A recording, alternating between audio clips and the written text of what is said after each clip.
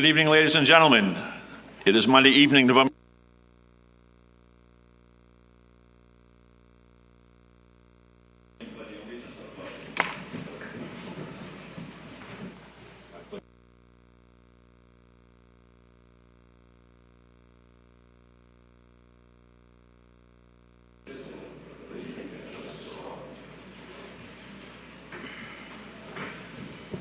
Thank you. Ladies and gentlemen, would you please silence your cell phones?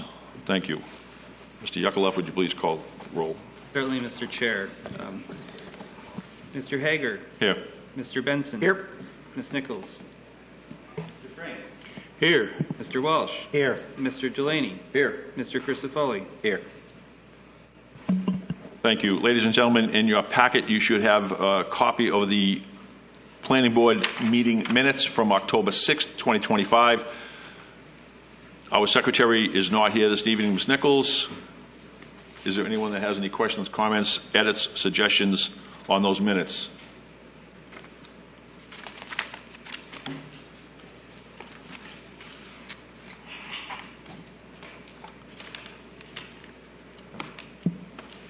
Motion, please.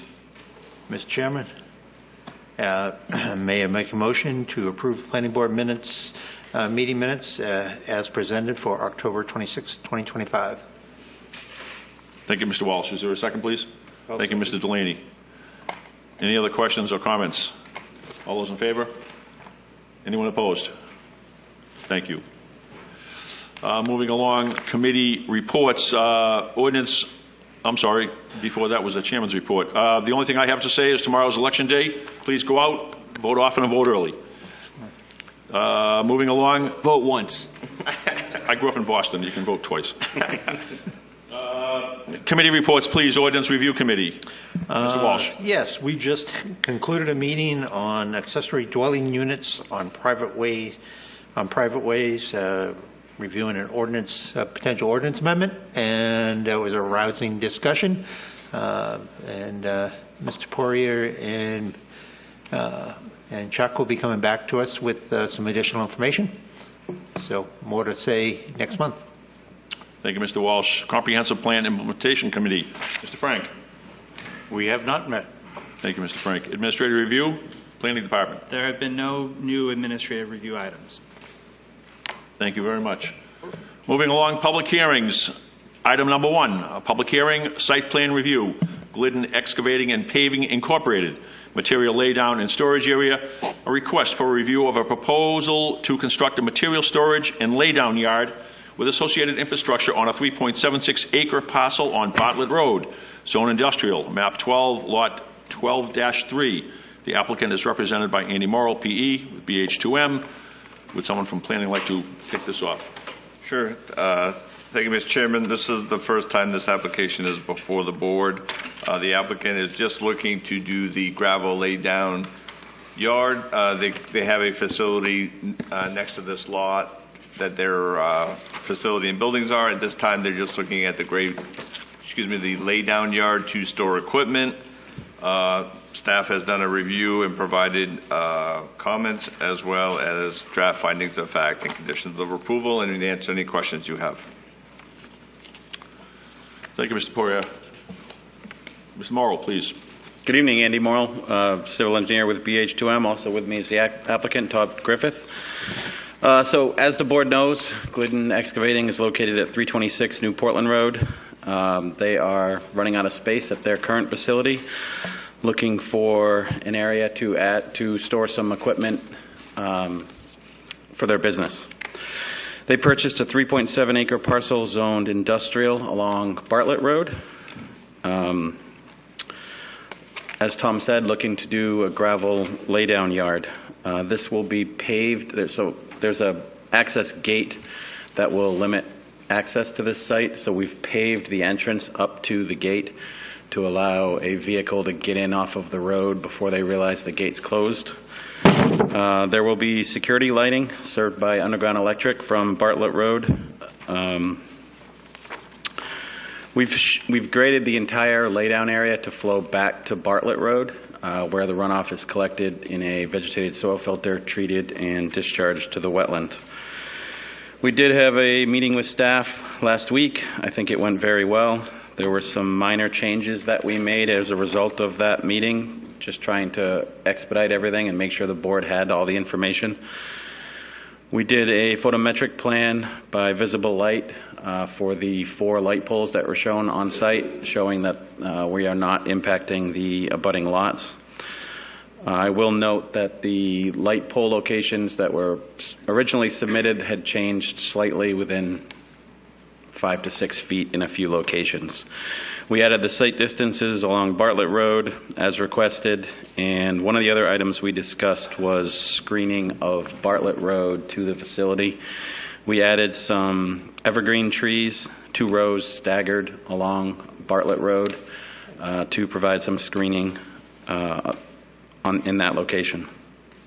We did receive town comments last week. I think they're pretty minor in nature and can all be addressed prior to the planning board's endorsement of the plans, but I'll go through just a few things that we're planning to address. Sidewalks is the big one that's on that list. I think we can all agree sidewalks to this facility aren't warranted. There's no building proposed.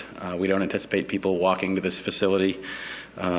We would prefer not to have to install sidewalks either on-site or off-site for this project. I don't think it's appropriate, and the off-site sidewalk is certainly more than 500 feet away from this facility. As I discussed, lighting will not impact the abutting lots. This project is subject to a stormwater PBR with the Maine DEP. We will certainly get that permit prior to construction. And there were some minor stormwater comments that needed to be addressed. We'll be sure to address those before the board signs the final plans. The applicant's hopeful to get started on this project as soon as possible. Hopeful the board will be willing to consider us for an approval this evening. Mr. Chairman, I'll throw it back to you and happy to answer any questions you have, unless, Todd, you had anything to add? Thank you, Mr. Morrow. Members Yes. of the board, any questions for Mr. Morrow or Mr. Poirier? Mr. Chairman, is this not a public hearing? It is. All right. Do you want to open to the floor before we take questions, or? Hear people's comments first. Yes. Thank you. I appreciate that. All right. Ladies and gentlemen, this is a public hearing. I apologize. If there is anyone that would like to speak in favor of this project, please approach the podium, state your name and address for the record.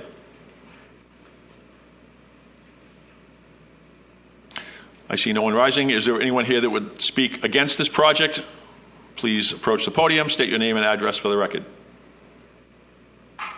Again, I see no one rising. And last but not least, if there's anyone like to speak about the project, neither in favor or opposed, please approach the podium, state your name and address for the record.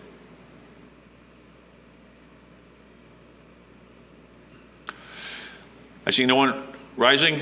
I will close the public hearing. Thank you, Mr. Walsh. Okay, just a couple questions, Andy, and it's all just one theme. What will be stored here? Are there any environmental concerns that would impact that stormwater permit? So basically what we're looking to do is, we're a construction company. The storage is not as much materials as it is simply equipment. We own 6 asphalt pavers, 12 rollers, 15 or 20 support vehicles and trailers. We're looking to just store some of our overflow equipment, mostly in the wintertime as we run out of space. So trench boxes, barrels, cones, not real material in stockpiles. You know, we may have a load or two of gravel that sits in a corner until we can use it next week, but it's mostly just an equipment storage for overflow. Any concerns on oil or fuel storage that could run off and impact the ground? There should not be. I mean, it's all, late modern equipment, same as what we're storing on our new Portland Road location. At this point, we're just tight on space. We do not do paving and construction in the wintertime, so we have, again, this paving fleet that is just sitting, rotates in and out for winter overhaul and such. There'd be minimal entrances and exits onto the property. The wintertime, it may not even be plowed, with the exception of doing some overhaul to pick up a piece of equipment to bring back to the shop. Very good, thank you. You're welcome. No other questions? Thank you, Mr. Walsh. Anyone else? Mr. Delaney, please. Can you speak a little more to the lighting and how the lighting is not going to impact any surrounding, especially the residential? I know it's further away, but Yeah, so this parcel is surrounded by industrial zoned lots. There isn't a residential home that's located to the south of this parcel, so we certainly tried to minimize the lighting. We tried to, we've got down shielded lights that are pointing down to the ground and making sure that they're just lighting the laydown area and not sending light onto the abutting parcels. We've provided a photometric plans that shows the foot candles for all of the lights, showing that it does not impact any abutting lots. There's nothing above 0 for a foot candle on the abutting lots. thank you. You're welcome. Mr. Delaney? Yes, Mr. Frank. Thank you. With respect to the lighting, will you have some sort of low-level security lighting, even when you're not working in the area? Are they going to be on a... Yeah, the intent was just to have it on a daylight timer, similar to what we do in our yard, just to prevent someone from walking in the dark. But again, the site is very heavily wooded. We don't anticipate anyone could access the site from 3 sides. It would be gated up front, but more of security lighting will, anticipate a few security cameras with motion sensors should someone come in off hours. But we're not lighting up Fenway Park. It's just more of a just to have the cameras pick something up and maybe deter people from coming into the site. Thank you. Thank you, Mr. Frank. Anyone else? I have a few comments as I read through our 16-page report here. On page 5 of 16, the very, very bottom, general completeness, documents reviewed by Wright Pierce, there was a concern perhaps that the wetland report is more than 5 years old, and it was recommended that an updated delineation be completed. I'm looking to Planning Department. Are we concerned about that? I don't know what the life expectancy of a delineation report to be. Maybe Andy Moore can shed light if it's needed. What you typically see in the standard for how long a wetland delineation is, I guess, valid. Yeah, that delineation was done on July 23rd of 2021, so it's not 5 years old. But wetlands, especially of this kind, typically aren't changing over time. So I wouldn't anticipate a change in the wetlands, but Yeah, I don't take exception to it. I was looking at the quick math saying, an engineer was subtracting 25 from 21, come up with more than 5. So, and it was only recommendation. Okay, thank you on that. You're welcome. On page 6 of 16, under stormwater management, they're questioning what the 2-inch orifice is. Yes. We have that squared away? Yes, they wanted me to add that to the plan and make it more clear on the plans. I'm happy to do that. Sure thing. I appreciate that.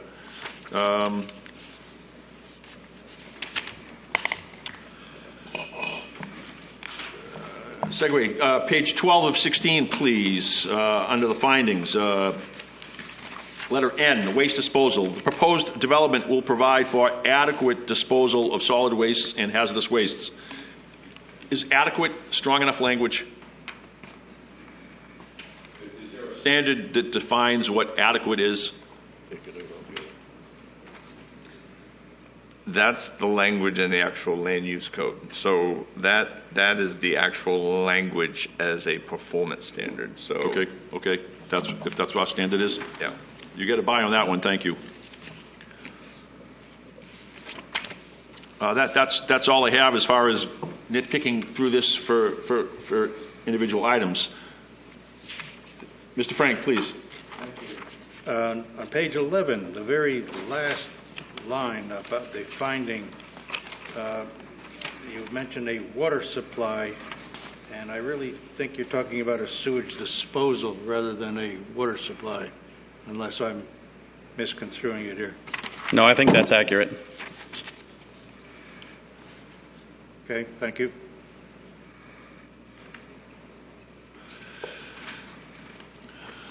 There was a suggestion, perhaps requesting a waiver, but I don't see a waiver in this document. Correct. We did not submit a sidewalk waiver from the board to the board as part of our application.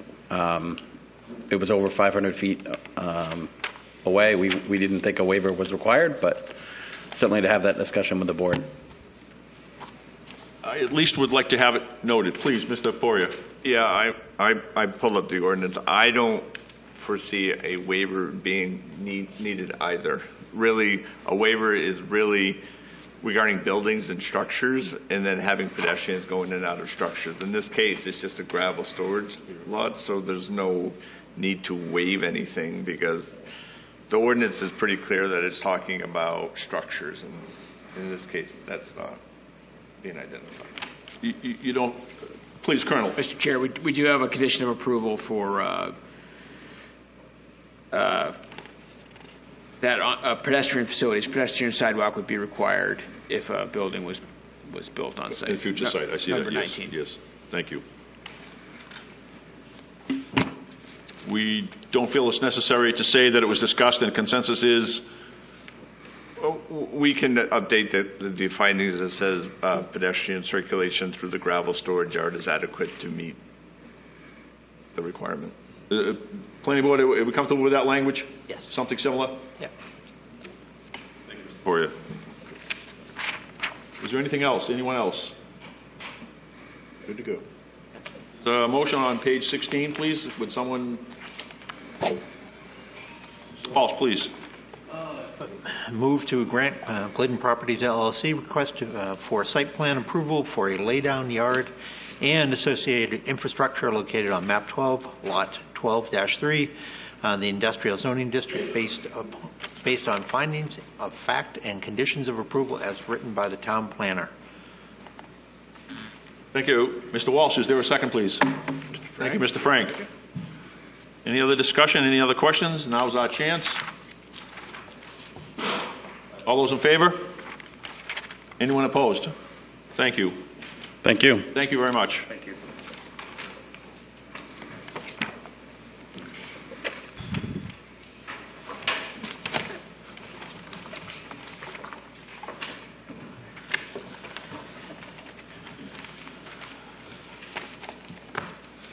Moving along, item 2. Item 2 is also a public hearing. Site plan review, Seamus Paving and Seal Coating, commercial development.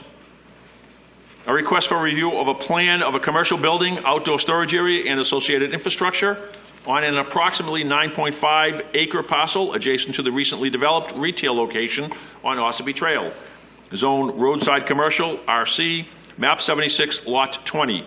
The applicant is represented by Andy Morrow. Sir? Andy Seamus. Okay, thank you. Is there someone from planning that would like to? Yes, thank you, Mr. Chairman. So this application was last before you at the September 8th planning board meeting where the applicant did a sketch plan with the planning board. Staff has done a review of the proposal. There is one waiver being requested. They are asking for a reduction from parking from 28 to 19. What I will say is the standard we used was a commercial standard, and this use is kind of in between a commercial standard and industrial standard. So a commercial standard is 1 space per 250, and industrial is 1 space per 1,000. They land in the middle, which seems to support the waiver request they're requesting this evening. We have done a review of the proposal.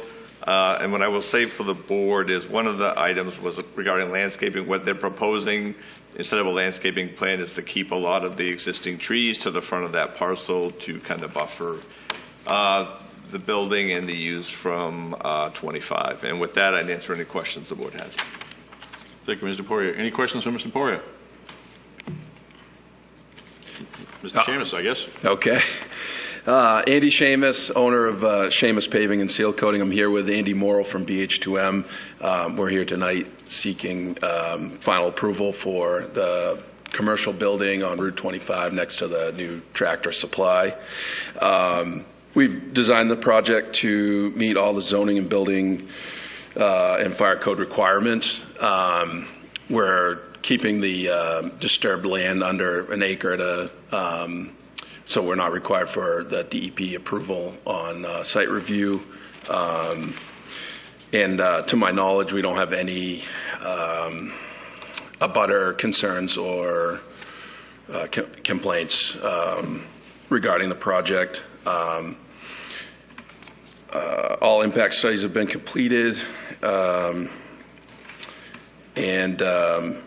we've been working with the department heads to try to make sure that this goes smoothly so we can get a foundation in ground prior to heavy frost and cold winter setting in.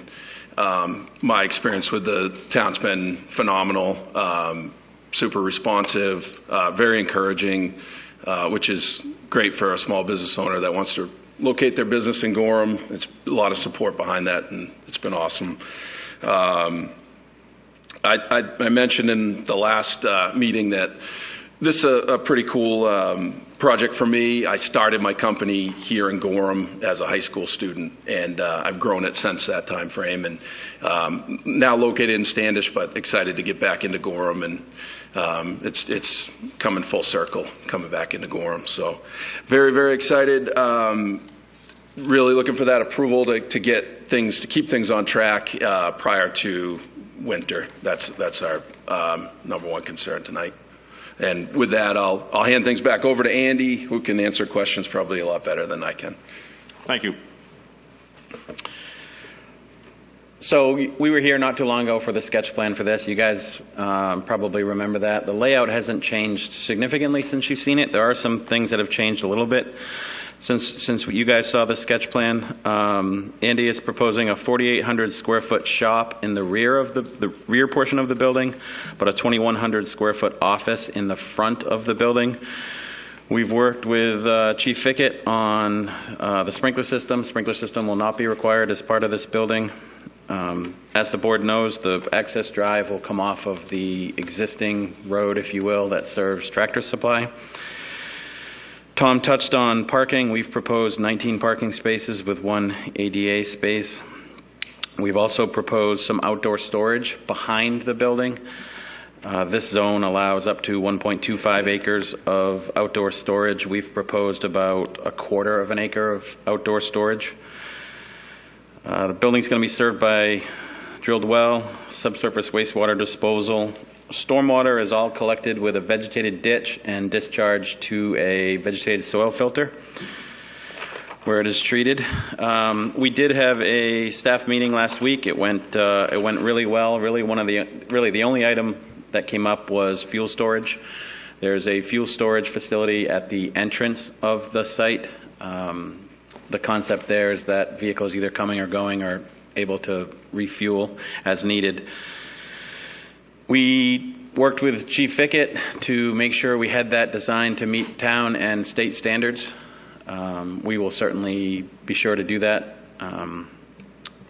We are going to work with Andy and Chief Fickett and get the work with the state fire marshal to get through that process. We will be helping him with that process. Applicant's fine with a conditional approval. I'll certainly add a note to our final plans that would state that all of these state and local requirements will be met as far as fuel storage goes.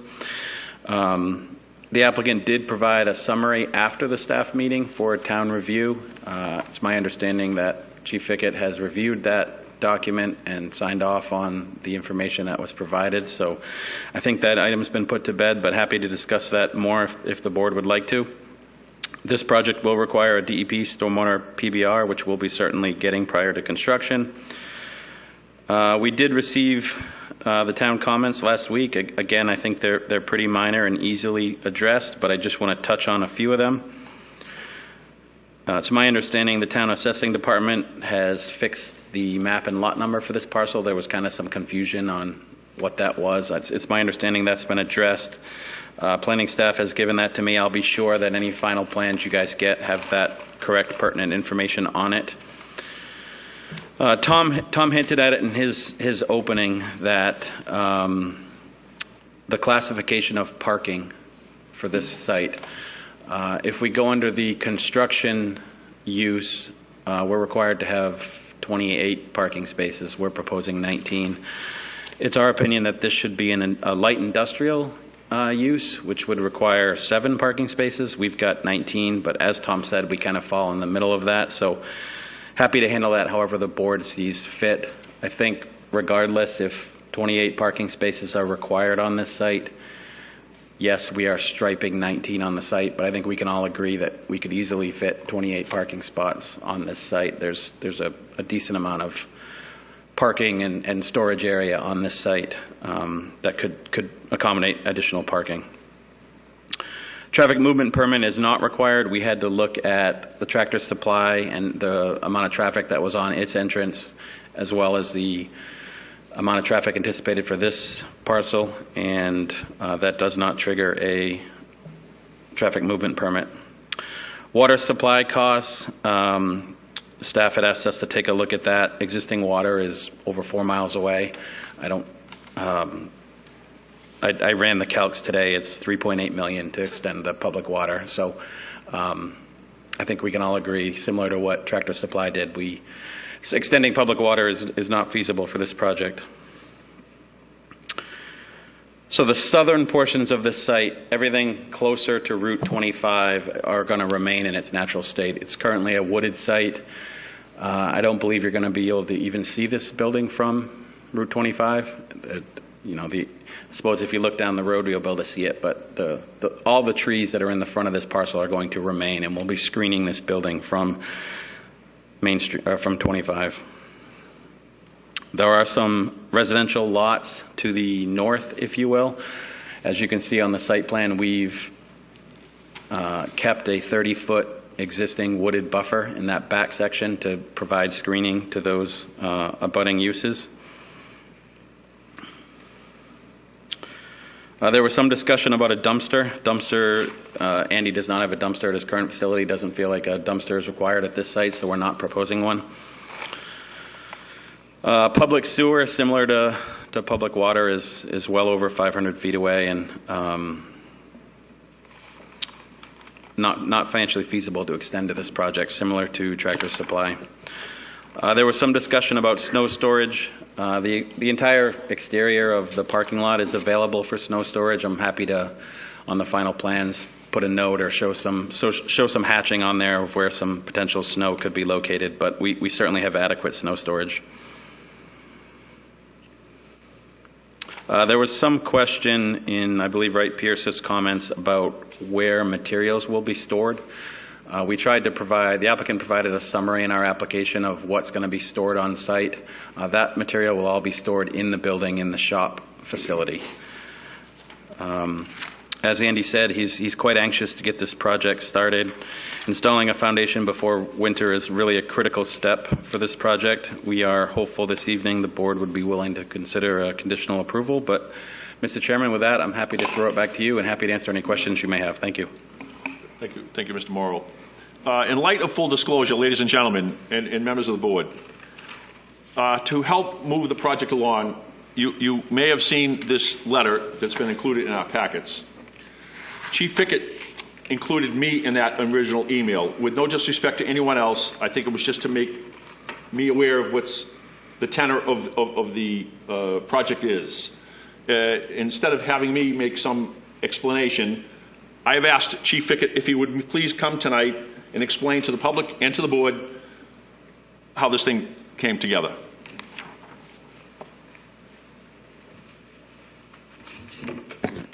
Ken Fickett, the fire chief. I support the project 100% with Andy Seamus. We did run into a little hiccup with the State Fire Marshal's office and with their dilemma of reviewing projects and all that stuff. I met with Andy and we come up with a solution that I support this letter, and I did send it to Mr. Hager, and I inadvertently left the rest of the committee off, but I really wanted this letter to be known that I do support it, and I want this project to move forward and let him pour the cement and everything else. And the end result is I'll get everything I need on this piece of the puzzle for sure, as Andy has guaranteed me that with the state fire marshal's approval. It takes anyways from 8 to 10 weeks to get the fire marshal's approval on anything at this point in time. And he's under the gun to pour the cement for everything else but this. So, and I did inadvertently, and I apologize to the rest of the committee, but I really wanted this to be known that I support this 100%. Any questions for the chief? Chief, thank you for coming out this evening. My personal appreciation for the lives and all the work that you and your department does. Thank you for coming out this evening. Hope everyone's okay with that. Ladies and gentlemen, this is a public hearing, so I'm going to ask if there is anyone here that would like to speak in favor of the project, please approach the podium, state your name and address for the record.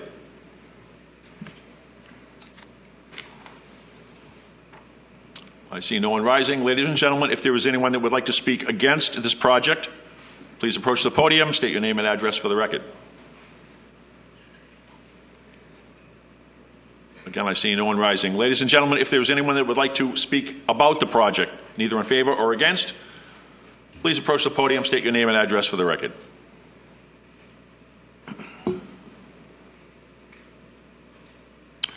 Ladies and gentlemen, I see no one rising. I will close the public hearing. Members of the board. Chief, Colonel, please. Mr. Chair, I would just like to take the waiver piece off so we can move on to the rest of it. I support granting the waiver for the parking spaces. I understand the use. I don't see any issue or controversy about this at all. So unless anybody... agree entirely. Move on, yeah. So I'd like to propose a motion. Please, Colonel. Move to grant a waiver to Seamus Paving and Seal Coating for the requirement 302-10 to allow reduction of required off-street parking spaces from 28 to 19 for proposed development at tax map 76, lot 20. Thank you, Colonel. Is there a second, please? Dave Walsh, second. Thank you, Mr. Walsh. Anyone objection? Any questions, concerns? All those in favor? Anyone opposed? Thank you. Thank you, Colonel. Moving along, anyone?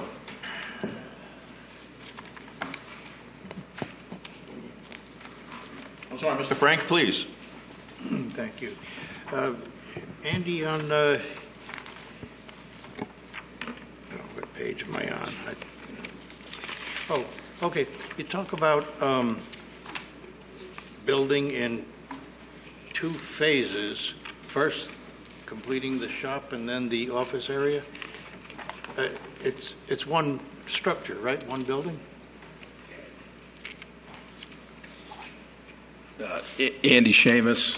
Yeah, it is one structure. They're separated by a 10-foot gap, and that with a roof that goes across. So that's the separation of them. But they're really on one foundation. So the foundation itself would be poured at one. We would probably start on one side or the other. I'm not sure even why we mentioned that, but it's strange in the sense that the foundation's one structure, the buildings are separated by a 10-foot gap. Okay, thank you. Yeah, thank you.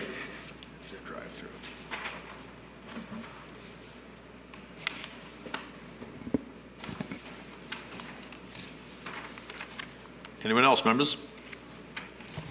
Mr. Chairman. Mr. Walsh, please. Just more of a conceptual question. The lot, you're going to be building on the back of the lot. Could this lot be subdivided, because you have a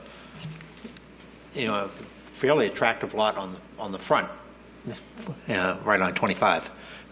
Could that be subdivided and developed down the road? The answer is yes. So if they did it within 5 years, it trips subdivision. If they wait 5 years, then it would just be a lot split. And any development of that would have to come back before this board? Correct. Very good.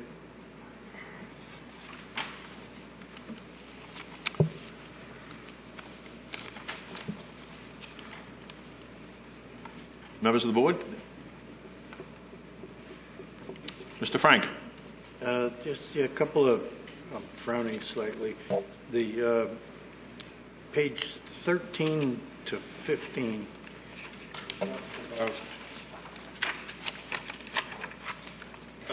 The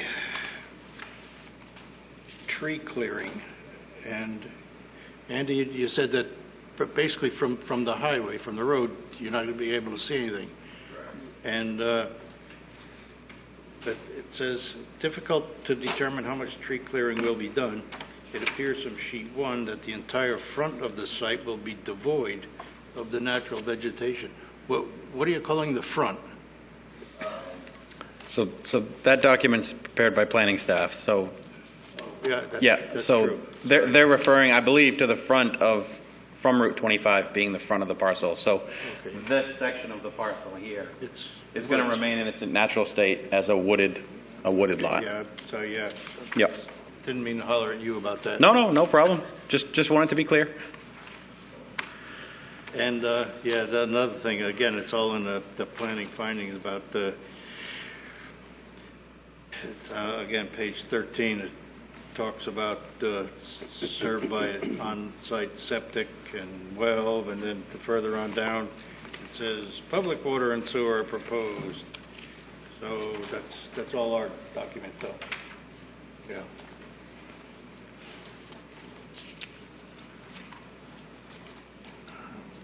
Thank you, Andy.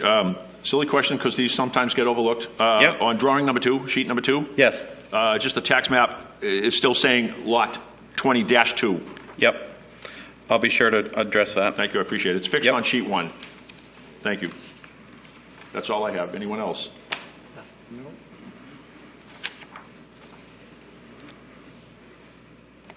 Planning, anyone? We're all good? Colonel, please? Yeah, Mr. Chair, I would just say I'm ready to make a motion, but it would include a condition of approval to address the concerns with the fuel site, which is not currently on here, so that it would meet the conditions necessary. I believe condition number 3 address that any staff and peer review comments shall be addressed prior to the planning board signing of the plan. I think the fuel storage is Chief Fickett's comment, so they'll need to address that, make sure it meets his requirement. Number 3 is the save all sentence. Andy? Back on conditions of approval on page 16. Yep. I'm certainly going to add a note to the plan too that will say, NFPA 30 standards will be met as part of, the fuel storage requirements. So I'll be sure to spell out what Chief Fickett had kind of stated, what standards need to be met in that note on the plan. But we're happy to have a condition of approval if the board, feels that's necessary. Thank you. Just this afternoon, it appears Mr. Adams from Barton Thank you, Lojudas, is recommending a change in lighting from the Land Use and Development Code. Would this letter perhaps be included as part of question number 3 or sentence number 3 that this is a condition of approval? Yes. It's a peer review comment. Okay, thank you. Yes, please, Colonel. Yeah, so just to clarify, reading from Chief Fickett's comments, can you put in the conditions of approval the fuel station will have a state fire marshal's approval and meet NFPA 30 requirements? So I appreciate you saying that number 3 would cover it, but Chief Fickett's own comments say to add it as a condition of approval. So I would like that added as a condition of approval. I prior missed to that one, making the so motion. that's fine. Thank you. Since you took the time to write to me. Yeah, correctly. Thank you, Colonel. Good pickup. Mr. Chair? Please, Colonel. I'd move to grant Seamus LLC request for site plan approval for a 6,960 square foot shop and office building and associated infrastructure located on map 76 lot 20, the roadside commercial zoning district, based on findings of fact and conditions of approval as written by the town planner and amended by the planning board. Thank you, Colonel. Is there a second? Mr. Frank will second. Thank you, Mr. Frank. I'm going to look to planning will this have the same teeth to expedite as if we had a consent agenda? Correct. I mean, as fast as the applicant gets us revised comments, we'll get them, once we can review it and make sure that all the conditions are met, we'll have the board, we'll send an email out to the board to come in to sign the plans. I'm respectful and curious, but I didn't want this motion perhaps to slow things down. So the burden's going to be on developer? Yeah. Okay. It's on me. Thank you, Colonel. I apologize. Thank you. There was a motion, Colonel, and a second by Mr. Frank. Any other questions or comments? All those in favor? Is there anyone opposed? Thank you. Thank you. Thank you.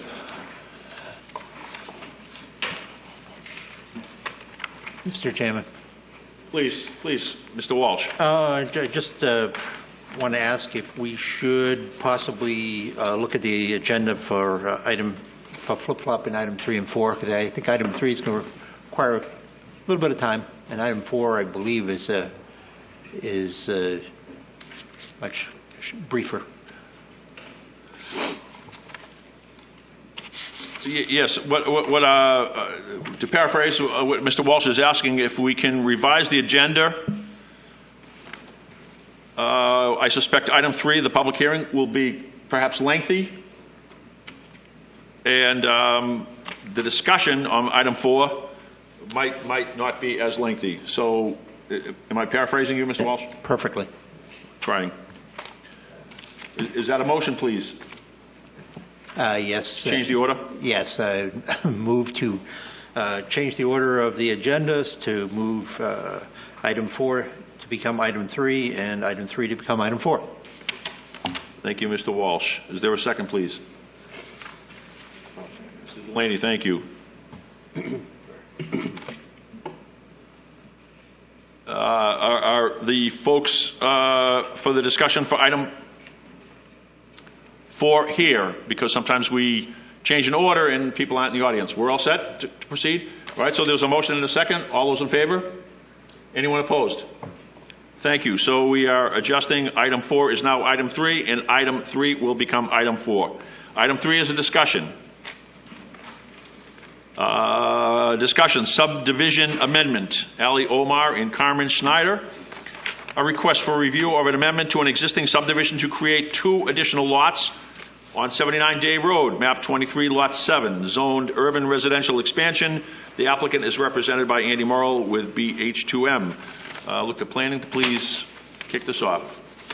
Certainly, Mr. Chair. So this item was last before the board in July. It's a proposal for subdivision amendment. The original subdivision was approved in September of 2024. And what the amendment is for is to create 2 additional lots within the subdivision. There were some outstanding items that were identified during the previous review of the amendment in July. Those items included providing adequate proof of financial capacity that has now been provided. The applicant needed to provide a shared driveway maintenance agreement that has now been provided, reviewed by the town attorney, and deemed satisfactory. And design details for the shared driveway needed to be provided. Those have also been reviewed by the peer review engineer and town engineer and found to be satisfactory as well. Planning did not identify, planning staff peer reviews did not identify any additional items that needed to be provided at this time. With that, happy to take any questions. Thank you, Mr. Yakuloff. Ms. Morrill, please. Good evening, Andy Morrill, BH2M. We appreciate you trying to accommodate us on a time point of view, so thank you for that. As Damon said, Damon summarized this very well. We did provide test bit information from Mark Hampton Associates for lots 3A and 3B. You'll see those on the amended plan showing the septic locations, well exclusion zones, typical information that we show for that information. A bunch of minor changes have happened to the plan. You guys can see in my summary there. I don't need to go through all those details, but we did meet with staff, and I think we're in really good shape. There were 2 items discussed. This driveway will need to be a named road for 911 purposes. The applicant will be working with planning staff to get that process started. It's my understanding Cumberland County has assigned new map and lot numbers for these lots. We will be sure to provide those on the final plan that you guys sign for this project. So I just wanted you to be aware that that'll be on there. But with that, Mr. Chairman, I'll throw it back to you. Happy to answer any questions. Thank you, Mr. Morrow. This is a discussion. Members of the board, any questions?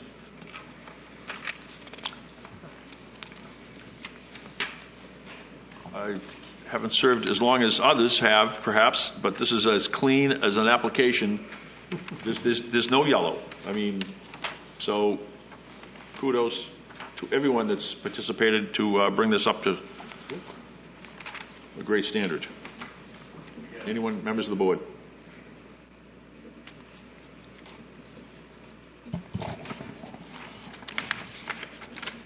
You ready? Let's rock and roll. Sure. All right. Motion.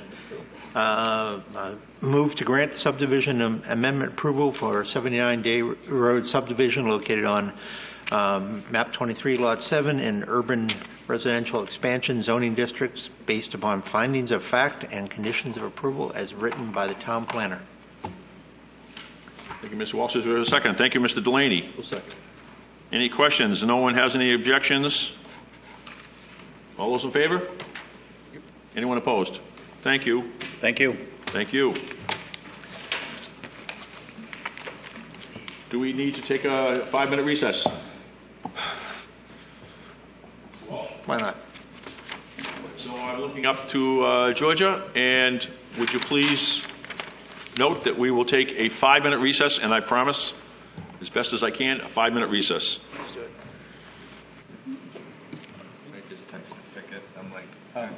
Can't be doing Yeah, Carol emailed him as well. Oh, okay. I'm like, I thought you were on the... no, I didn't see it. Oh, okay, we might have thrown you on after. Oh, okay.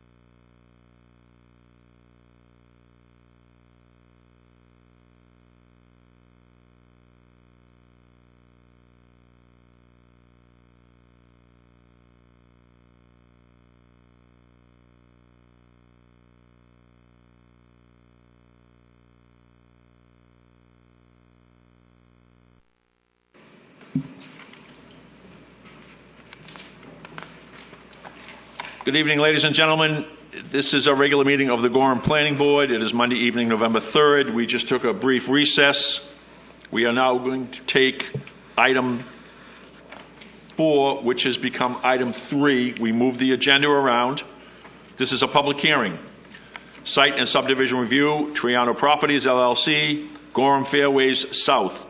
A request for review of a plan of phases 1 to 5 for a mixed-use development on 170 plus or minus acres of the former Gorham Country Club on McClellan Road, Zone Contract Zone and South Gorham Crossroads. Map 7, lots 6, 7, and 8. The applicant is represented by Dan Riley, P.E. of Sebago Techniques. Would someone from planning like to take this on, please? Certainly, Mr. Chair. So what's before the board tonight is a proposal for phases 1 through 5 of the development at the former Gorham Country Club.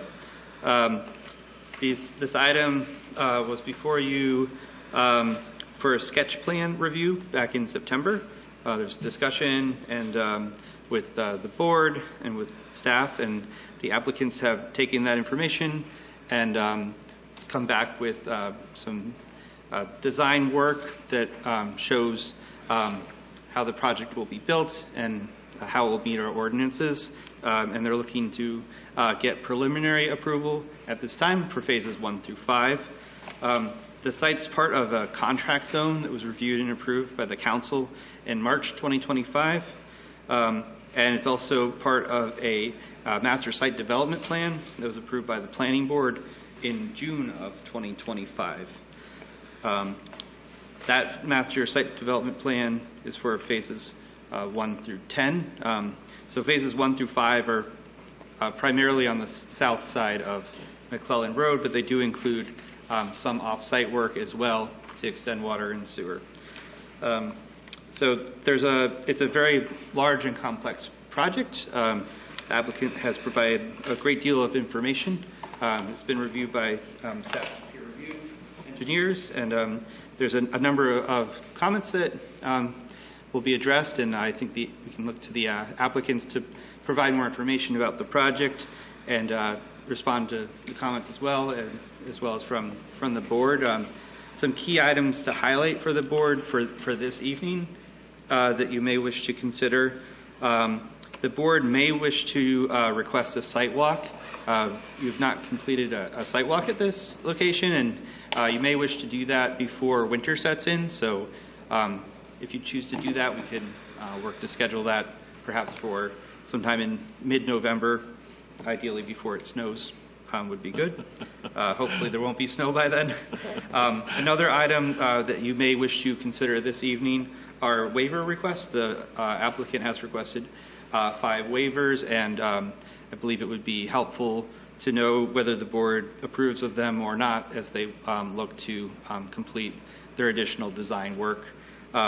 They are, as far as phasing goes, they are looking to focus on these first 5 phases now, but in particular the first 2 are what they're looking to get to final approval perhaps within the short-term period. With that, Mr. Chair, happy to turn back over to you and answer any questions that may come up during discussion and public comment. Thank you, Mr. Yakulov. Mr. Riley. Thank you very much. Thanks. My name's Dan Riley. I'm an engineer with Sebago Technics, and I'm here on behalf of Triano Properties to discuss with the board and ask for preliminary site and subdivision approval for the Gorham Fairways South project, which, as Damon said, includes the first 5 phases of the Gorham Fairways. With me tonight, Nick Triano from Triano Properties, Sam Triano, and John Weeks with Triano are here to answer any questions from the owner's standpoint, and Tanner Goodine, the project engineer from our office, is also here if need be. So to kind of quickly overview, and for the sake of some of the public that may have not been at some of our previous meetings, as Damon outlined and your memo outlines, this was last before the board for sketch plan on September 9th. The plans that you see in your application and that you see on the renderings here are very consistent with the sketch plan approval. Very little revisions have been made in terms of the layout of the project And the application really just represents an advancement of the design to include grading, plan and profile sheets, utility designs for the interior of the site, and just advancing the design along for preliminary purposes. The project does include 100 acres, roughly, 100 and a half on the south side of McClellan Road, of the portions of the former Gorham Country Club. And our approach, as we've talked about in the past, is that we are seeking preliminary approval for all 5 phases that are shown in the application. We're submitting our DEP site location of development application permits very soon, here in the beginning of November, for the entire phases 1 through 5 that are before you. And then pending those approvals, we plan to return for final site and subdivision approval for the first 2 phases of the project and address the local permitting requirements for traffic related to those first 2 phases. Since our last meeting in September, as I said, the site law application is getting ready to go in. The notices have been sent for that. We held a public information meeting on the 27th, on Monday the 27th.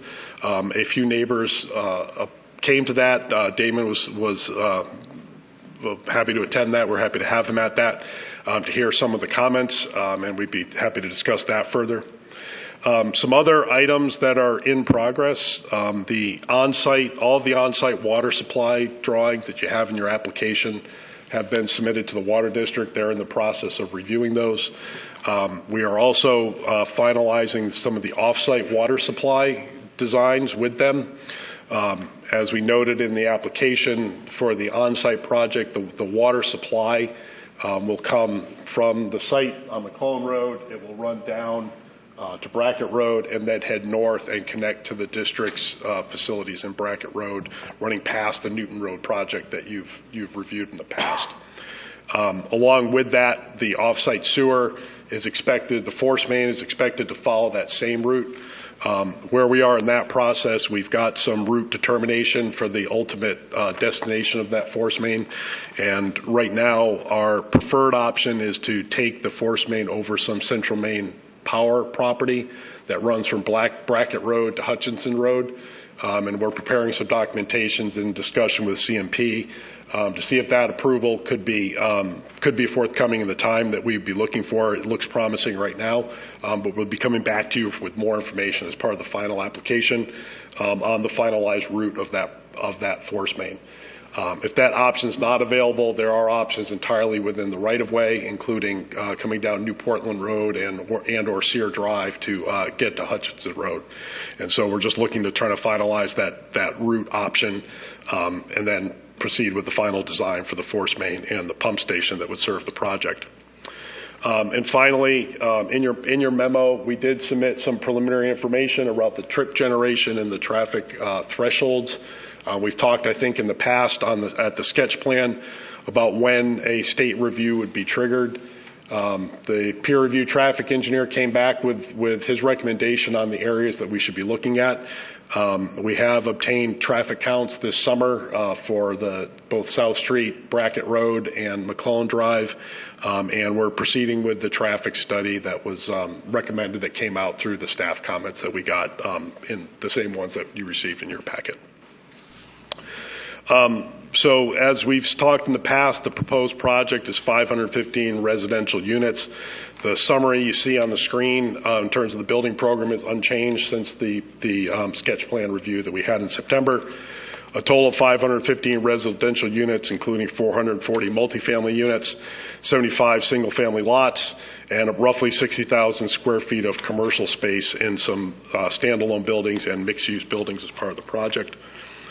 Included on the plan, identified in the subdivision, the preliminary subdivision plans in your application, the project does propose right now about 51 acres of total open space, and that includes the parcels that are entirely open space. And on the exhibit here, I have a cleaner exhibit I'll get to, but that includes all of the open space that's to the south of the single-family residential shown in yellow, and the open space parcel that kind of runs linearly along, following the contours through the site.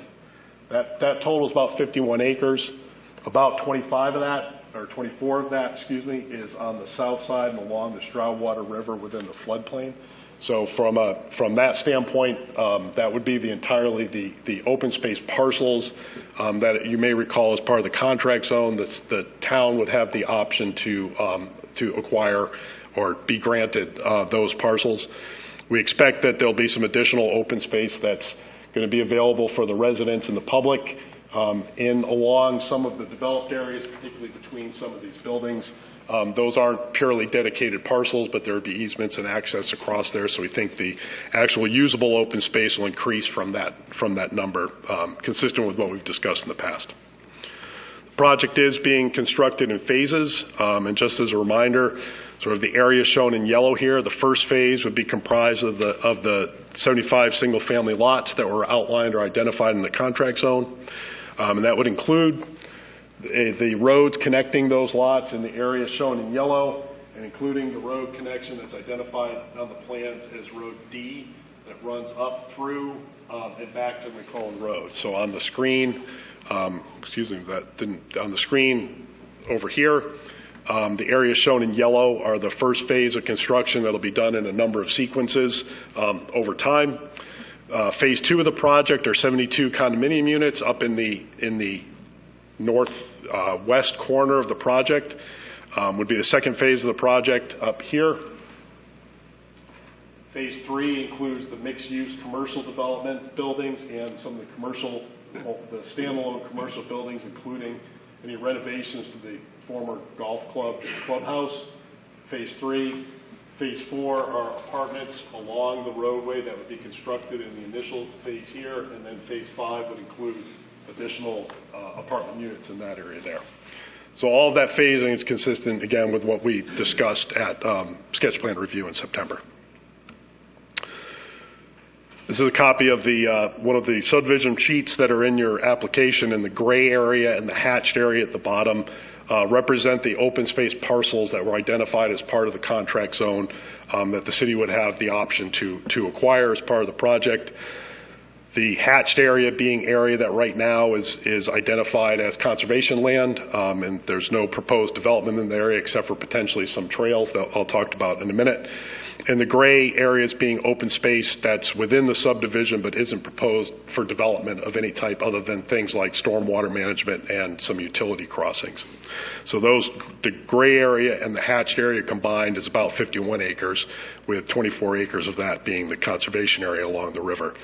And as we talked about at sketch plan, some of that may shift a little bit as we get through the DEP review, finalize stormwater designs, and get to the final detailing. But that, in general, is the open space that would potentially be dedicated to the town if they chose to acquire it in consistent with the contract zone.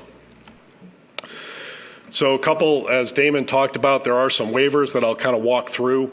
I think we've talked about these also at sketch plan. The first that was discussed is phasing of the stormwater. The South Gorham Crossroads District, as part of the master plan standards, says that you're required to build all of the stormwater infrastructure for the entire project as part of the first phase. Due to the lay of the land here and with the relatively steep terrain generally draining from McClellan Road towards the Stroudwater River, most of our stormwater facilities are at the lower end of the site and would be constructed as part of the first phase, but there are some additional areas in some of the future later phases of the project that we would want to defer the stormwater construction for those for the time they're constructed. Just due to the terrain, the nature of the development, the parking requirements, and trying to meet the other standards of the Crossroads District, those stormwater facilities are likely to be below grade, below parking lots, and it doesn't make sense to try to construct those ahead of the rest of the construction for those phases. There is a waiver request for the maximum block length. That's a performance standard in the South Gorham Crossroads District, and you may recall as part of the contract zone, the contract zone explicitly gave the planning board the authority to reduce, there's a double negative here, so let me make sure that, to allow blocks that may exceed 1,600 square feet is the short way to say it, provided that the board finds that the road design is responsive to the natural terrain enhances open space and or pedestrian connectivity through the open space. And I'll talk a little bit more about that as we roll through it. Finally, there is some waiver requests for the road geometry, specifically the road cross-section is based on the urban collector standard, with the exception that we have an attached sidewalk rather than an esplanade. That's consistent with some other projects that have been approved recently. And then all of the roads in the project are currently, we don't foresee a reason they would be otherwise, are proposed as private ways, not public roads that would be offered for acceptance. But we did include or note some areas where a waiver from the public road standard would be required relative to the minimum curve radius of those roads and some distance between, tangent distance between reverse curves. And I'll go through each one of those in a minute.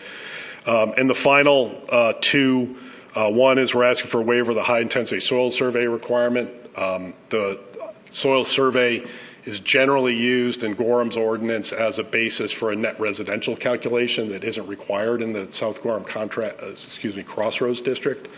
So the high intensity soil surveys are generally used for either net residential calculations where they're required or to support septic system designs where they're proposed. And because this project is not proposing any on-site wastewater disposal, it'll be served by public water and sewer. And because there's no net residential requirement in the South Gorham Crossroads District, we are asking for a waiver of that high-intensity soil survey. And finally, there is a waiver, as you've discussed on other projects, the applicant is looking to use the in lieu fee option for the provision of off-site sidewalks due to the distance to any connecting sidewalks that exist on the site. So a little bit illustrating that. This graphic that's on the screen here represents what we're talking about with the stormwater waiver. The areas in red, and specifically, I don't know if my finger can see there. I can't see my own finger, but I'm pointing to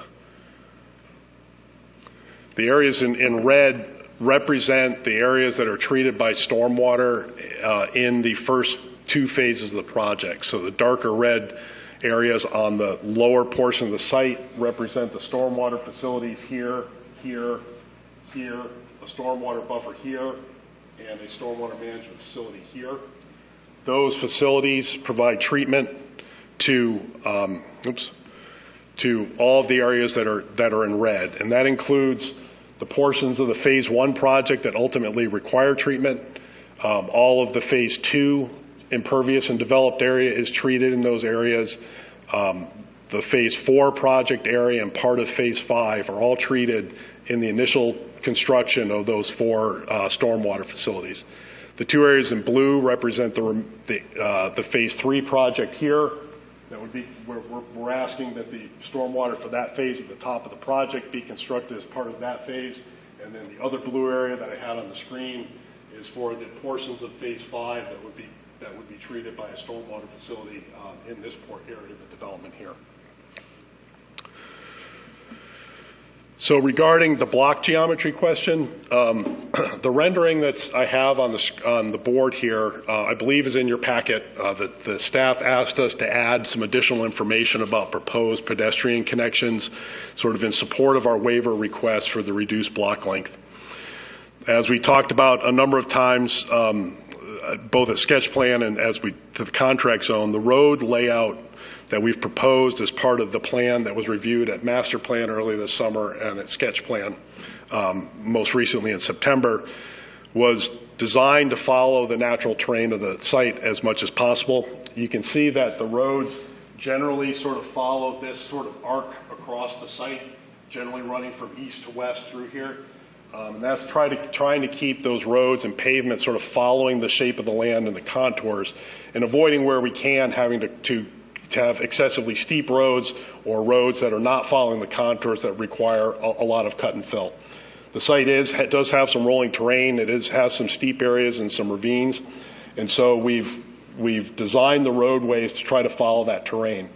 In particular, one of the things that we're happy to have been able to do is that the project as it's proposed now has no wetland impacts. We've moved the roads. We talked about this at sketch plan and master plan. Compared to some earlier versions of the plan, this road B that runs through across the site here was moved somewhat up the hill.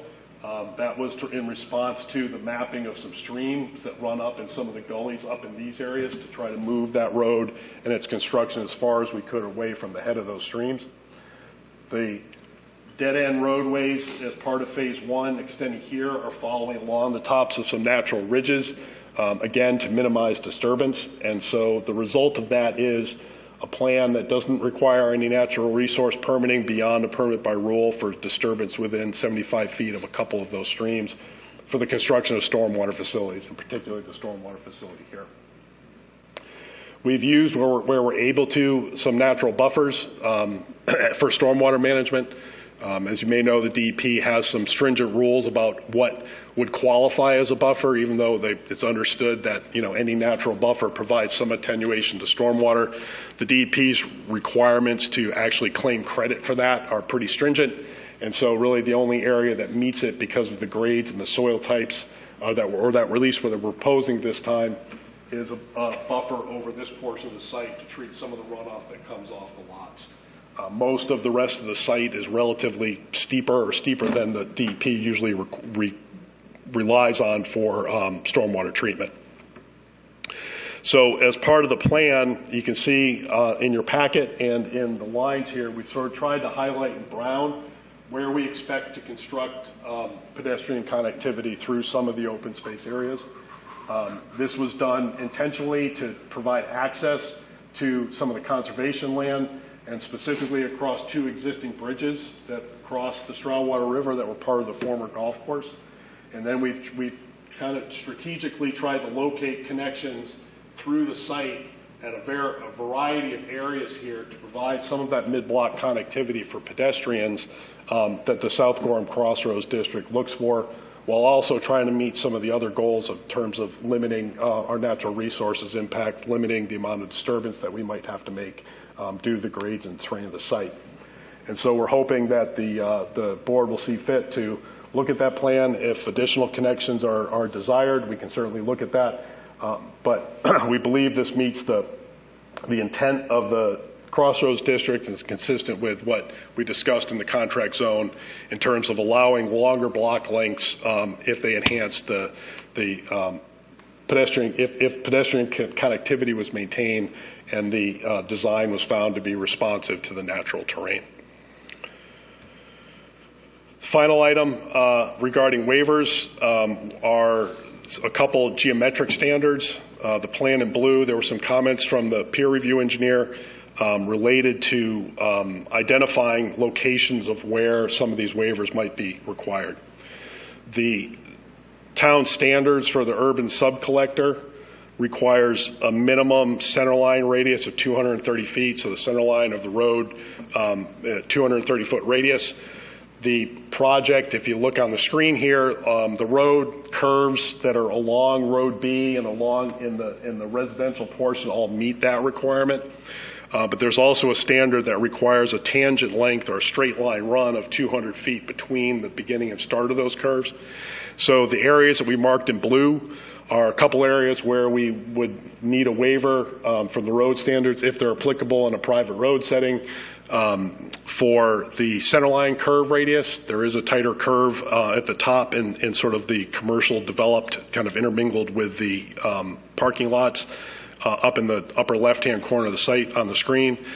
And the 5 areas in red are where we have less than 200 feet between a reverse curve. We think it's appropriate for those provisions. You know, one of the things we look at from a road or a low volume road like this is you want to try to minimize traffic speed. People will tend to drive on a road at the speed they're comfortable with, and there are a number of things that can help reduce that. One is curvature of the road. Roads moving around curves, as long as you have adequate sight distance, tends to slow people a bit. Straightaway sections with a wide road pavement tends to speed people up. And so we're hopeful that the board can find that the layout that we have here would meet requirements for a waiver for those couple areas where we've reduced the length of the tangent between those curves. So I won't go through in detail. We did receive the staff comments and the peer review comments at the same time you did in your application. I can say we've reviewed all of those. I don't think there was anything in there that would substantively change where we are from a preliminary design standpoint in terms of the program or the overall layout. I'm happy to go through those comments in more detail. But in general, I just summarized on the screen here a couple that came to light that we thought was worth some discussion. There were comments and questions regarding trail locations. And so the staff did ask at our staff meeting a week or so ago that we prepare a separate plan that would show in more detail the specific trail locations where that connectivity occurs and identify in some detail where the open space amenities would occur. So that plan is in production. We didn't want to introduce it here without the staff having had a chance to review it, but that plan is being prepared, and we'd be happy to submit that. We're hoping that can be part of a final plan application.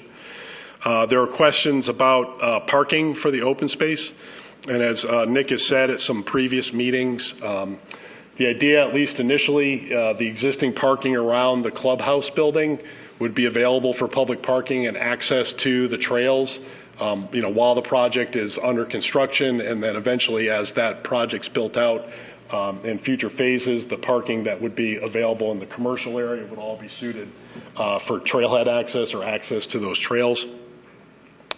The open space parcels as they're defined right now are identified in the subdivision plan. As far as the traffic study, the comments from the traffic engineer were kind of expected, and we've actually started that study. We've last summer, obtained traffic counts at the intersections that they've requested, and we're looking at the traffic volumes existing and with the proposed additions and evaluating those against the DOT's warrants for turn lanes and such for potential improvements. And so that traffic study is underway, and we'll be finishing that up and discussing with staff as it gets completed. As far as the other peer review comments, I'm happy to talk about any of those. I didn't see anything in there that wouldn't be part of the normal production of the plans towards final or any comments that came up that are particularly concerning to us. The comments they had are well taken, and we're working towards addressing those, and we'll get those back in as soon as we're able to complete that. And then the last item I just wanted to note that's noted in the application that I know the staff did discuss with the town attorney, just general conformance and with the contract zone, and it was the attorney's opinion that the plan as it stands now is in conformance with those provisions and can be reviewed. And so with that, I will pause and happy to take questions after your public comment. Thank you, Mr. Riley. This is a public hearing. So at this time, if there is anyone that would like to speak in favor of this project, please approach the podium, state your name and address for the record.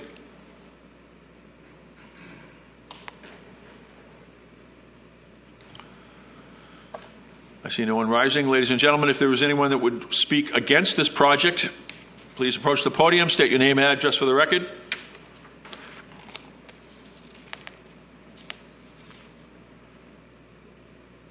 Again, I see no one rising. And ladies and gentlemen, if there is anyone that would like to speak about the project, neither for nor against, please approach the podium, state your name and address for the record.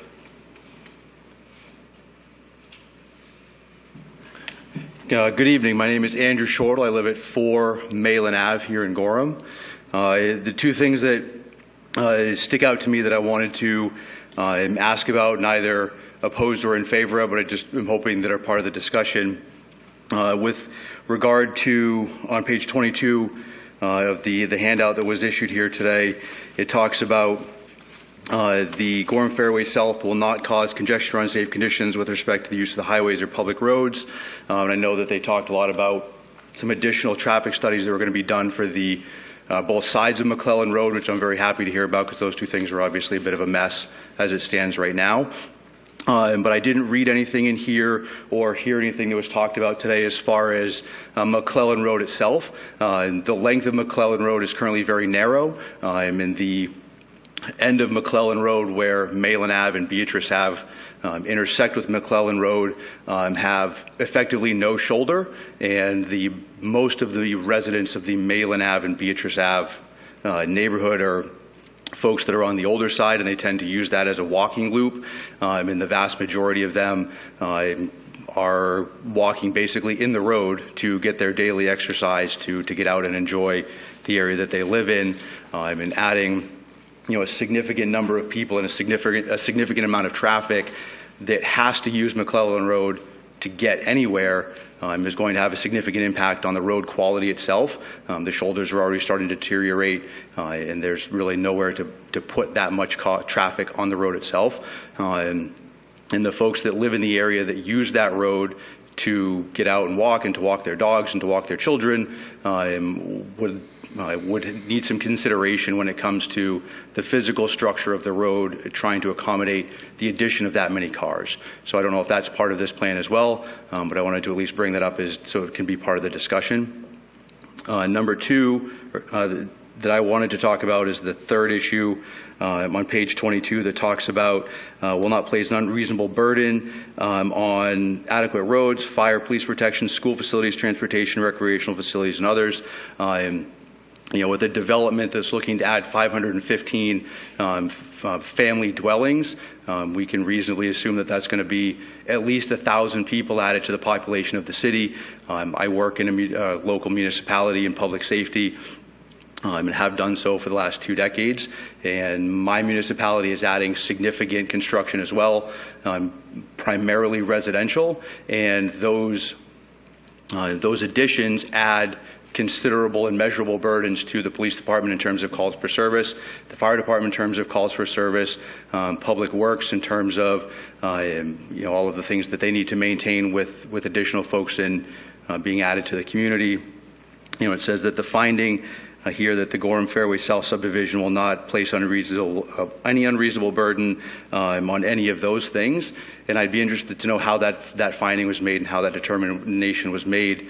For a subdivision of this size, additional calls for service to police, fire, and EMS, are inevitable, and that's something that we do need to be considering and taking into consideration. So I'm not sure how that determination was made, but I'd like to at least have that be part of the conversation.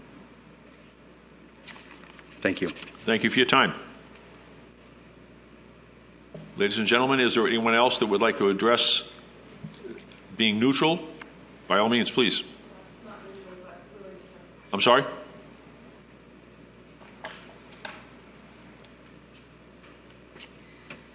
Pam Milliken Garza, 26 McClellan Road. I appreciate the prior speaker's comments and concerns because they're very real concerns. And yeah, traffic is just one of them. I'm a walker, and we can talk about design of roads to try to slow traffic down all you want, but you need to enforce speed limits. And I mean, it's 25 at one end of McClellan Road and 35 at the other right now. Cars don't respect that or observe that. So it is very hazardous out there right now to walk. So whatever needs to be done to do that. And I'm also just curious, and I realize the traffic study is probably a ways down the road, but it sounds like you're looking at just turning lanes at the end, both ends of McClellan Road, and I don't see how that's going to satisfy the impact of this additional amount of traffic. It seems like we're looking at traffic lights at the ends of those roads at some point. So just curious, and maybe that's premature, but I guess that's it for tonight. Thank you. Thank you. Ladies and gentlemen, anyone else would like to speak being neutral about this project? Please rise to the podium, state your name and address for the record.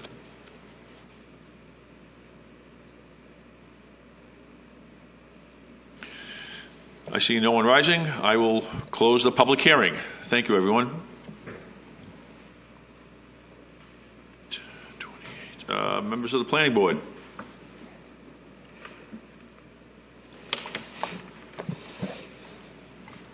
Please, Colonel. Mr. Chair, I'd just like the staff to address, because I know traffic is going to be a continued concern, and what the steps, because this is the preliminary plan approval, but can you just take us through the steps and how the traffic study and the impacts of it and what some of the outcomes could be before we go to final approval and the construction actually starts? Yeah, so there's going to be a traffic study that's done by DOT. That's a whole separate study that's outside the planning board. Staff weighs in on it. There's also the preliminary review and requirements that the planning board does. So as the planning board reviews subdivision plans for all the findings that are identified in there, you should have some comfort level that you're moving this project forward. So regarding the traffic and some of these requirements that were identified, as part of your preliminary review, that's something the board can look at. Now, you don't need it 100% done, but you need to have the applicants address, if you have concerns regarding traffic or traffic calming, what concerns do you have, and then how do you have the applicants submit that as part of your review. Is that helpful? So that is helpful. If you could just talk a little bit more about what happens after a traffic study is completed, Department of Transportation traffic study is completed, and what impacts that, what are the options that could result from it, and what are the things that would come back in front of or would be appropriate for the planning board to require of the applicant with respect to things like impacts to McClellan Road and widening, or the turning onto Brackett and South Street, those types of things. Yeah, so the DOT has a more encompassing review of traffic, and then how it's not only going to affect this site, how it's going to affect the two intersections, but depending on the traffic demand model that's coming out of the proposal, it can go out to Saco Street, it can go down to South Street and County Road. It will be a lot more comprehensive study, not only regarding traffic calming, speed, it's going to look at pedestrians, it's going to look at, DOT will look at everything. And they typically go a little bit further than a staff review or a traffic study that we typically see. Usually we're looking at the road immediately in front of the site, and then maybe the intersections closest to it. Typically we don't go that much further than that, but the DOT will have a more encompassing approach. And then as the DOT rolls out their approval, there's typically performance guarantees and things that the state does that's different than the town. But there will be some kind of melding of the two plans. And so they would have requirements that would have to be met prior to construction. Typically, I guess sometimes it won't be prior to construction. Probably as there will be different thresholds, typically with the traffic movement permit. So as they develop phases, there may be different requirements to be completed at certain times. Thank you. Thank you, Colonel. Mr. Walsh? So I'll just piggyback on the traffic questions. So as I understand, the main DOT traffic study would not be needed until they hit phase 3. Is that correct? Yeah, so our understanding is it's 100 trips in the peak hour. That's when it trips typically a site location, a traffic movement permit. There is certain criteria under how many lots a subdivision will have will also trip a traffic movement permit. So I'll look to Mr. Riley to just confirm which one is being tripped here. Yeah, I'd be happy to speak to all of it. I appreciate the comments too about McClellan Road and the concern there that hadn't been raised before. So we're happy to look at that in terms of in the direction you discussed that hadn't been raised before in our reviews with the staff yet. So we'll be happy to look at that with. So the way this project lands, Tom's correct that under the state rules, when a project reaches 100 trips in the peak hour, it triggers review by DOT for a traffic movement permit. And when you determine that, you take the project that you're proposing and you estimate trip generations. You also deduct from that any existing development trips from the site that have existed in the past 10 years. And so in this case, the golf course was in operation in 10 years, so there's sort of a credit back for the existing trips that the golf course was generating before it closed. So the way it works out with the development program as it's proposed is the first two phases of the project that we're going to be coming back to you for final approval on don't meet the threshold that would require a DOT permit review.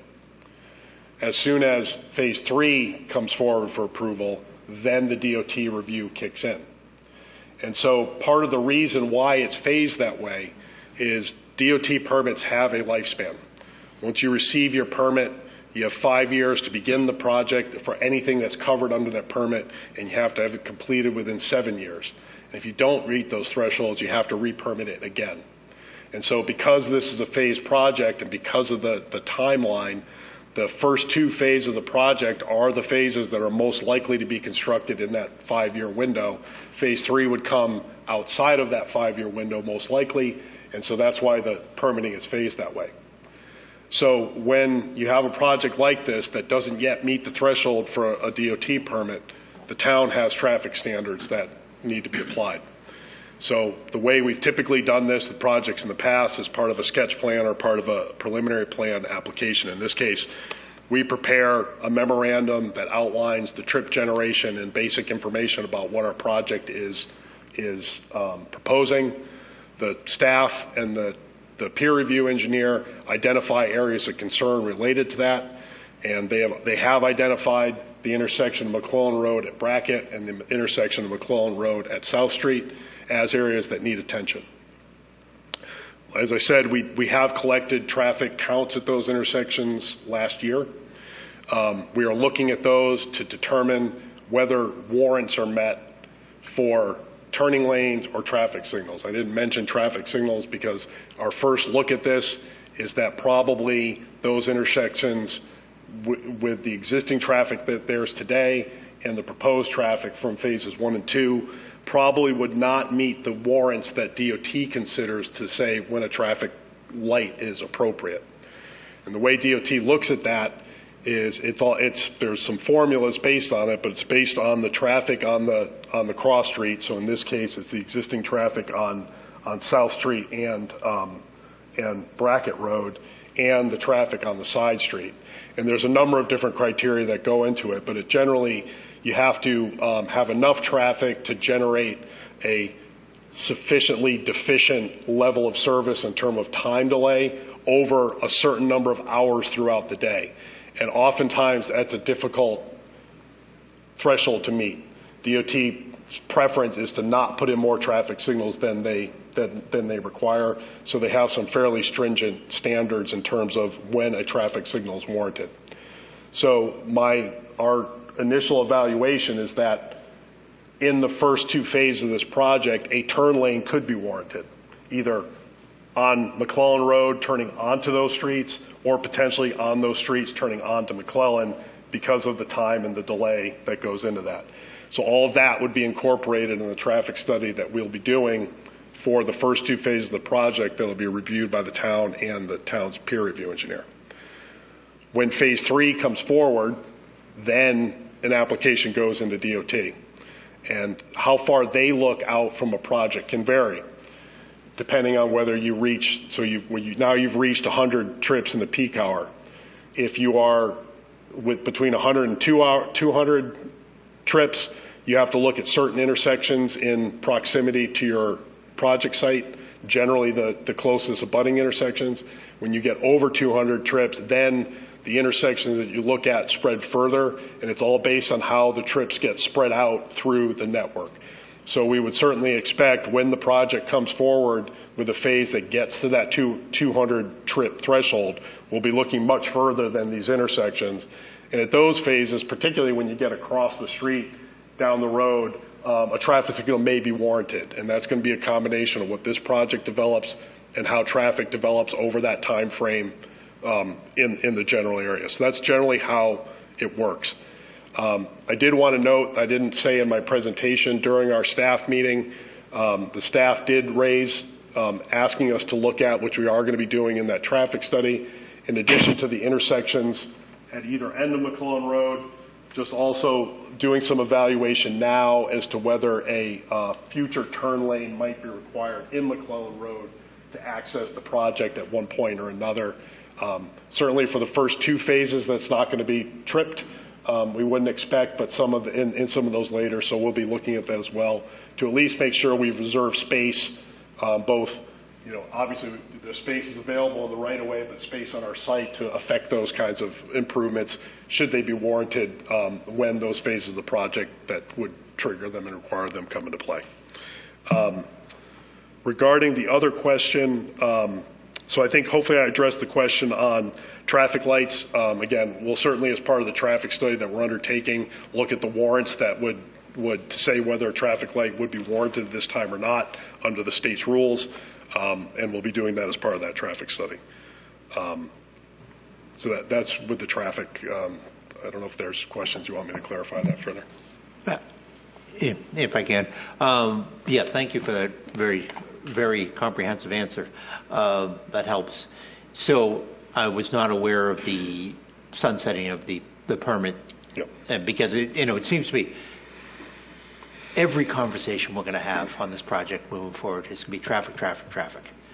And the more that can be done up front to be transparent to the residents in the area, to help them through this, is to be just benefit everyone. You just think about if you were a resident, you live off McClellan Road, there's multiple, you're talking a decade or more of potential development and construction. It's going to affect housing costs. It's going to affect the value of the land. And anything you can do in terms of enhancing that traffic movement early on, if that is something that can be done at either end of McClellan early on, and it sounds like that would come through in the final approval, not in preliminary, but in final, we would be talking about that. Is that, Chuck, you're saying yes? Yes. Okay.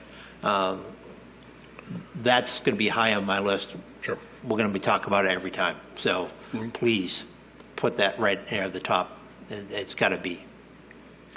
Yeah, I think when we do the evaluation that's been requested, that a number of those questions will come to light at that time. Okay. So fortunately, the benefit is that generally speaking, if a turn lane is warranted and is constructed earlier, that really I wouldn't expect that the road geometry would have to change much when a signal is warranted because the lanes and the width would be there. It would be a matter of installing the signal equipment and crosswalks and things like that. So, but that'll come to light as part of the study that we're working with the peer review engineer. Okay. Would you like me? Go ahead. Thank you. So traffic is the hot topic. I'm just curious, do you know when the traffic study was done? And the reason I'm going to talk about this is because I live off Brackett, and when school is in session, there is 3 to 4 times the amount of traffic as any other normal day. If school is on vacation, there's no traffic, relatively speaking. It's all relative. But so my point is, I'm just curious when that study may have been done. Had it been done when school is in session? If you know. I don't know. I know it was done during the count window that DOT requires, because DOT wants you to count traffic in the summertime, because that's generally when, in Maine, most of the peak traffic occurs. But I'll find out. I know it was done this year. I can't remember whether it was done before the end of June or in May or June. I'll take a look at that, though. I appreciate that. And MDOT, great for them. But, I mean, in this neighborhood, in this area, we're not having tourists coming through our area. I look to my neighbors in front of me. But I do know when school is in session, if you're not on Brackett by 7:15, you'll be there for a while. And we can account for some projections of what additional traffic might be at different times of the year. Sure. Oftentimes, when studies are not done within the DOT's window, there are some ways that you typically multiply those or increase those to take account for things like other seasonal type changes. And then there's also, as part of that study, there is a sort of an annual increase in traffic that's sort of general to the vicinity in the area that gets accounted for in those studies. Thank you for that. Members of the board, please, Mr. Walsh. Yeah, I'd like to actually talk about something other than traffic for a moment. Okay. So this is more just a higher level question. Why are you submitting preliminary for phases 1 through 5, considering how long it's going to take to build out that, and that, as I understand, the preliminary approval is only good for a certain amount of time before you have to come back for final? So why such a big bite right now? Mostly because of the DEP permitting and the time that it takes for DEP to review a project under site law. They can take 6 or 9 months, and sometimes it's been longer. And so that's the main reason. And the main reason within that has to do with the stormwater management. Because as we've talked about, the first phase of the project, or phase 1 and 2, what we're going to be seeking final approval for, in order to meet the stormwater treatment requirements, we need to build some of the stormwater that's at the downstream end that is ultimately going to receive runoff from some of those future phases. And so in order to design it appropriately, we have to make estimates of what the runoff from those sites are going to be.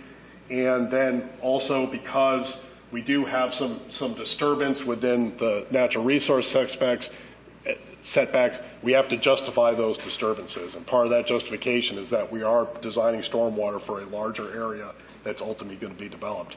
But that's the primary reason, is that we want the DEP permitting to cover all of it, because we don't have the same sunsetting that we do with traffic permits.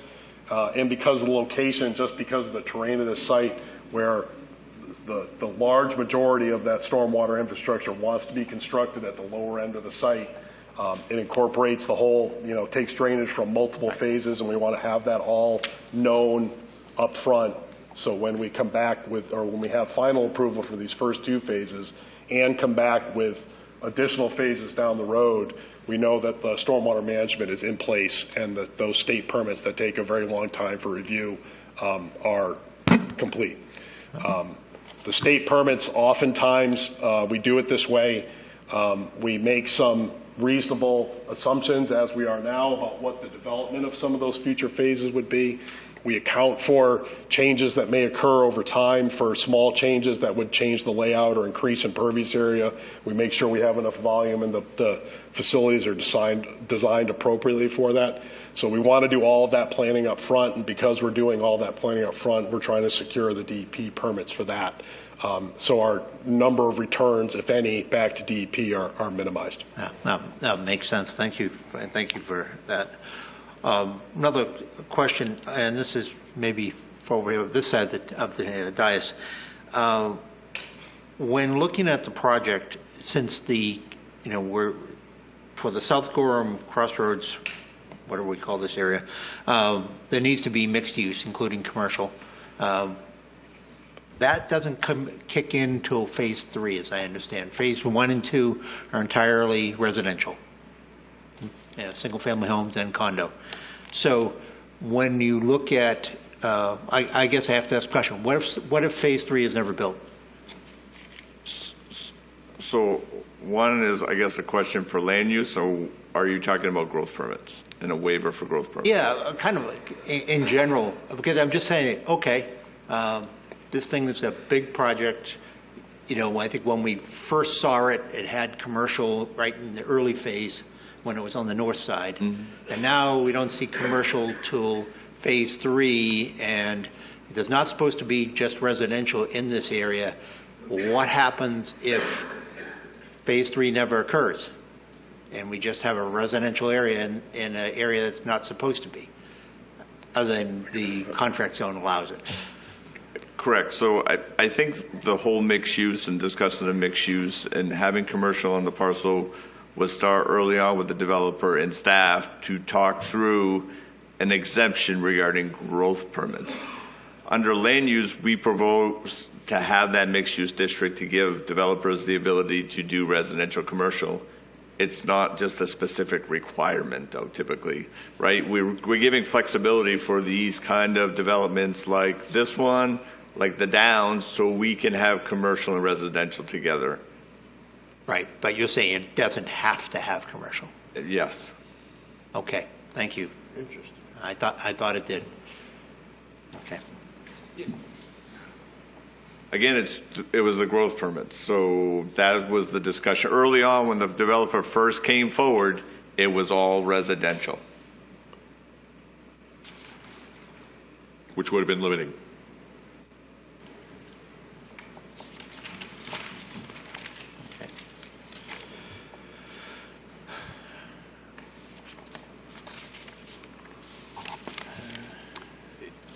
Members of the board? Chair, is there appetite to address some of the waivers? Absolutely. So there's a list of them actually on page 17, at the bottom. The first one is a waiver to request to allow stormwater facilities to be constructed in phases. Just a helpful point here. On page 3, they're also listed with language if you'd like to use it. So they're listed in 2 places. They're part of the findings of fact, and they're also included here under the items of note. The same order? I believe so. They're all certainly there. Okay. So page 3 then, stormwater facilities constructed in phases.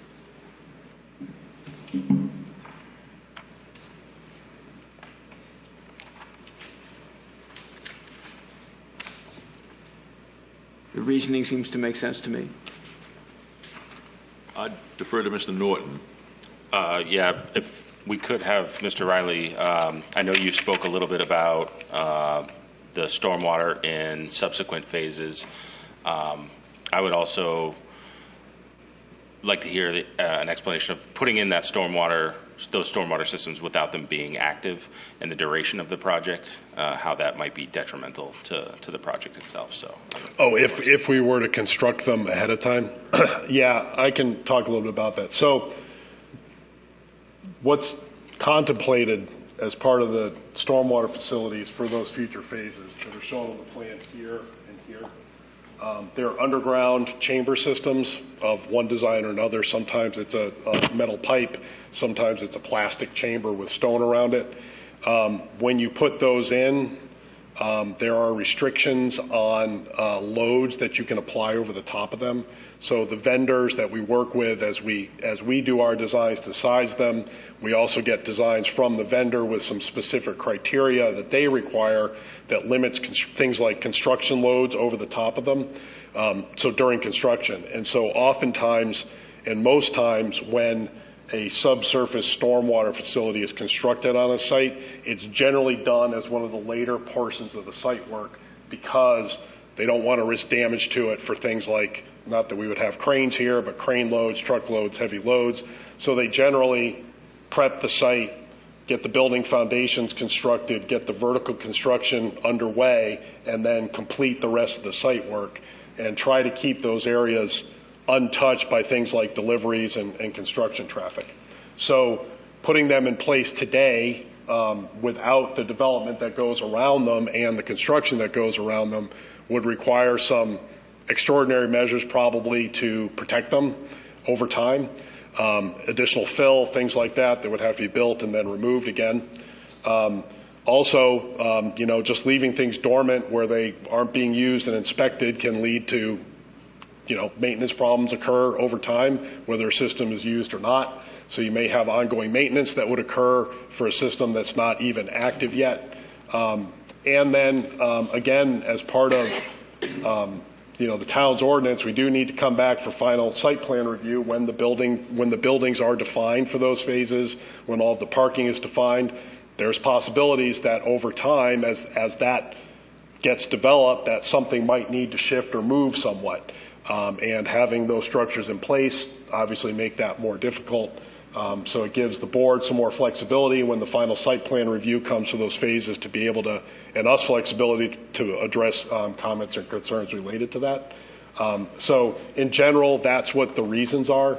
The project can meet all of the state level requirements for stormwater treatment without those, as long as the areas draining to them haven't been developed yet. So there's no environmental or regulatory reason that they would have to be constructed other than the language in this zoning ordinance says they have to be built as part of a first phase.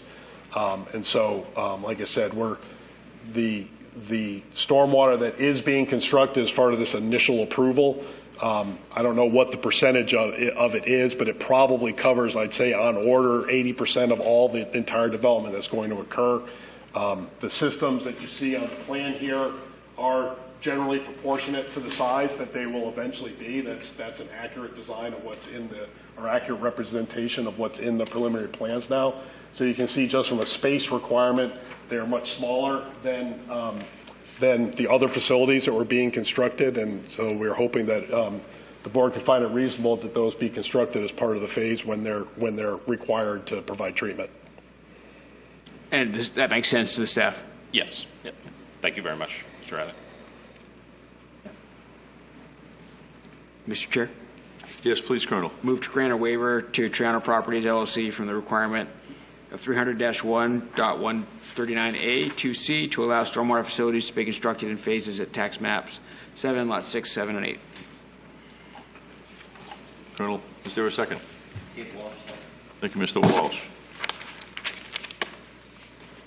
I'm looking to Mr. Norton. You're okay with this? I hear about road loadings and crane moving and bulldozers and everything else. And, I had a project recently that we had similar issues, but are these made of concrete? Are we worrying about caving them in with extreme load? Because there's going to be loads eventually over the roads. No, they're designed for what we have proposed right now are corrugated metal pipes. They're designed for H20 traffic loading with pavement over the top of them.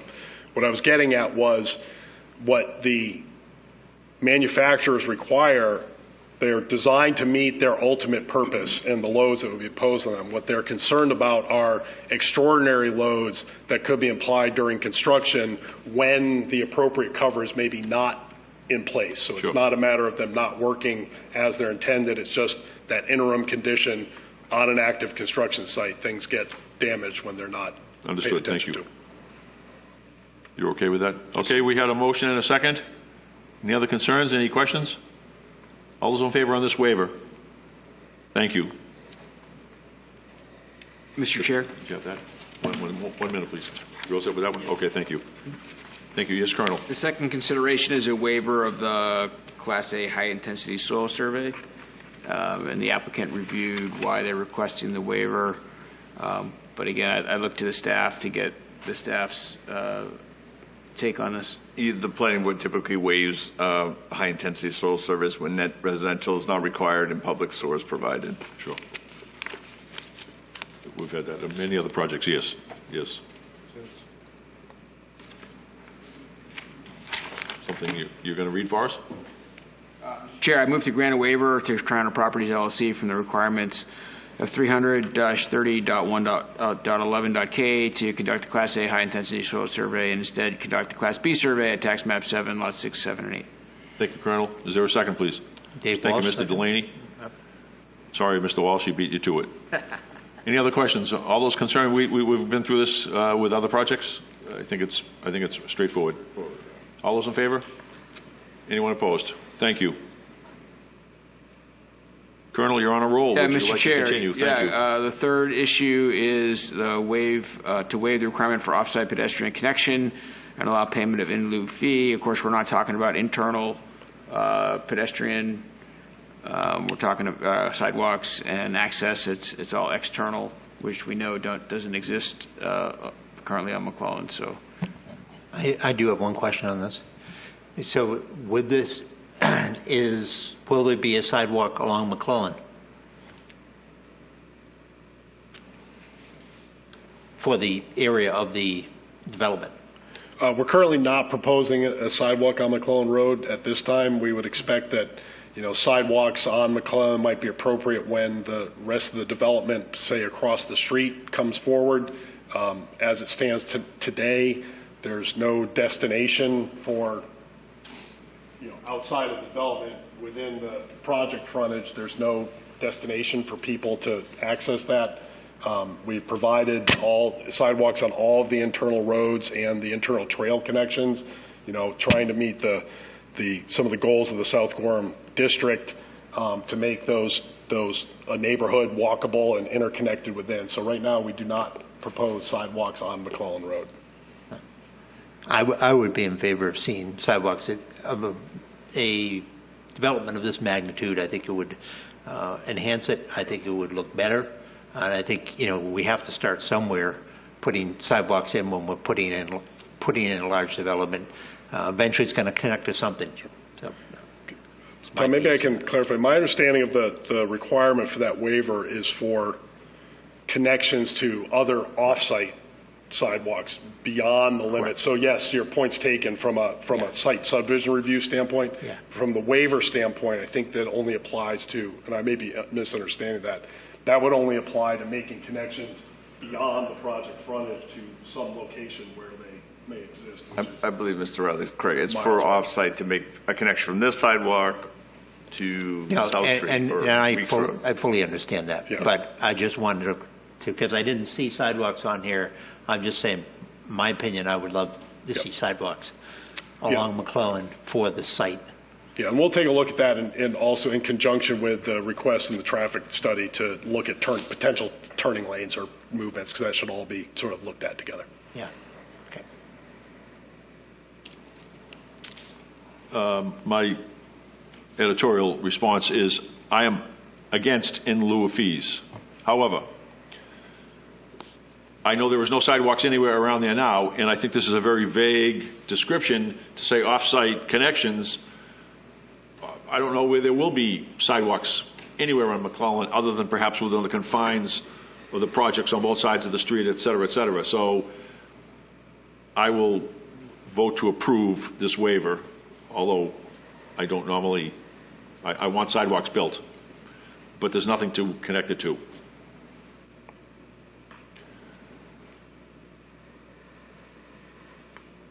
Mr. Chair. Go, Mr. Colonel. I move to Colonel, grant a Colonel, waiver thank to Triana Properties LLC from 300-1.139.f and 300-1.149 to waive the requirement for an off-site pedestrian connections and allow payment of an in lieu fee at tax map 7, lot 6, 7, and 8.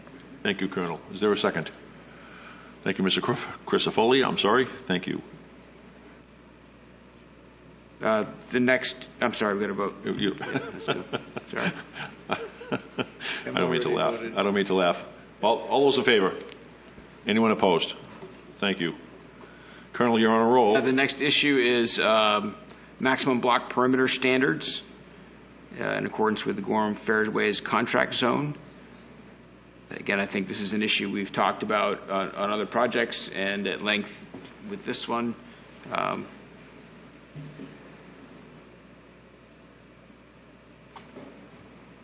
To me, it makes sense, and I appreciate the showing the pedestrian connections. I think that goes a long way to meeting the intent of the block standards.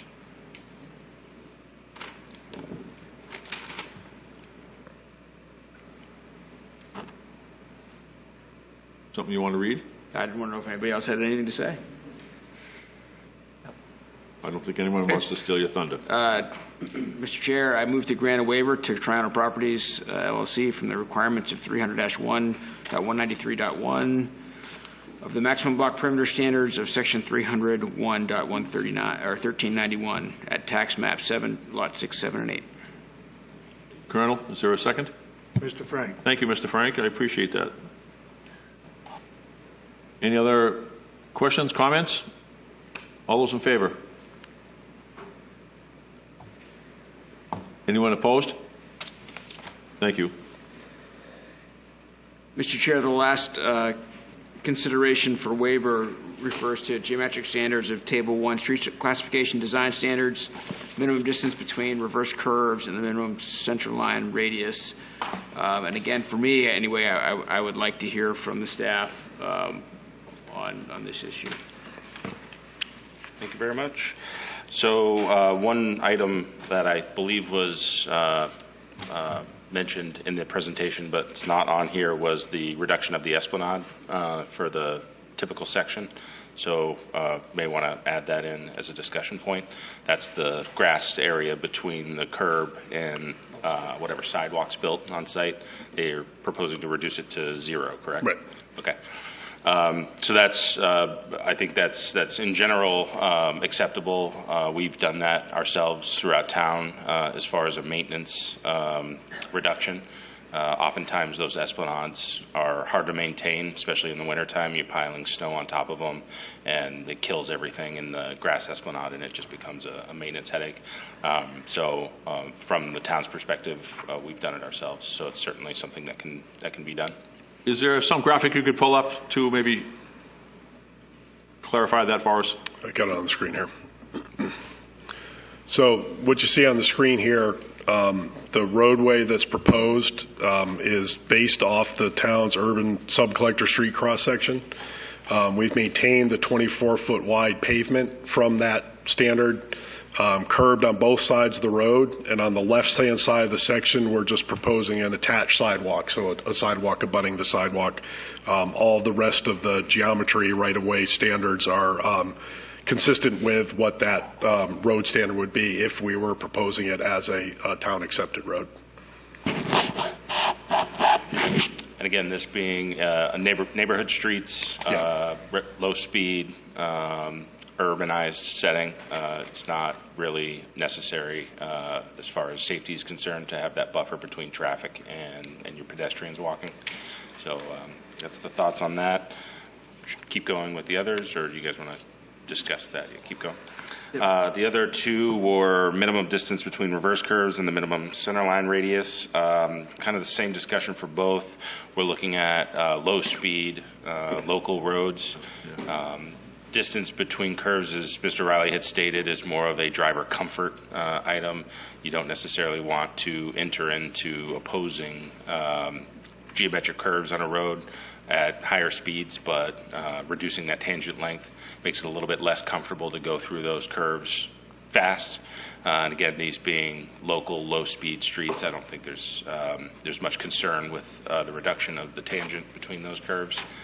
And then the two locations where the minimum radius was reduced, again, low-speed roads, I don't necessarily see it being much of an issue. I would request or ask that we request to see some turning movements, some auto turn movements throughout the site with some prospective vehicles, since we have both residential and some commercial capacity. So whether or not the design vehicles, semi-truck or just a box truck moving through, making sure that those reduced curves don't have vehicle tracking into opposing lanes.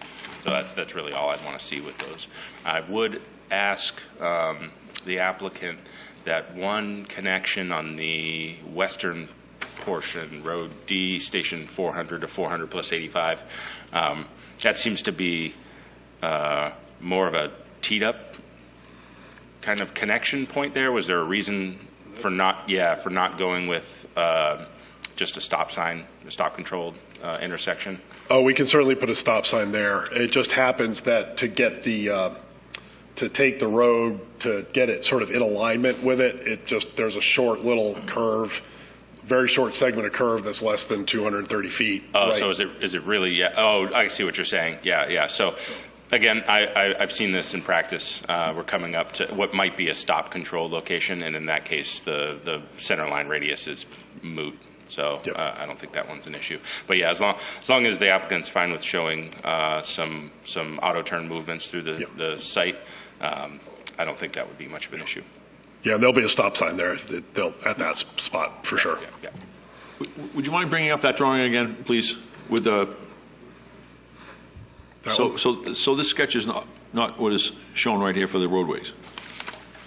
I don't believe this has been submitted at this time. Is that correct? This was just in response to the comments that we got on Thursday asking for some clarification of where these things occurred. I think it's the same underlying geometry. Oh yeah, the plan. They just highlighted the locations. Yeah, we just showed it on a cleaner drawing to make it a little more visible than what this would show. But that all of that is the current design that you have in front of you.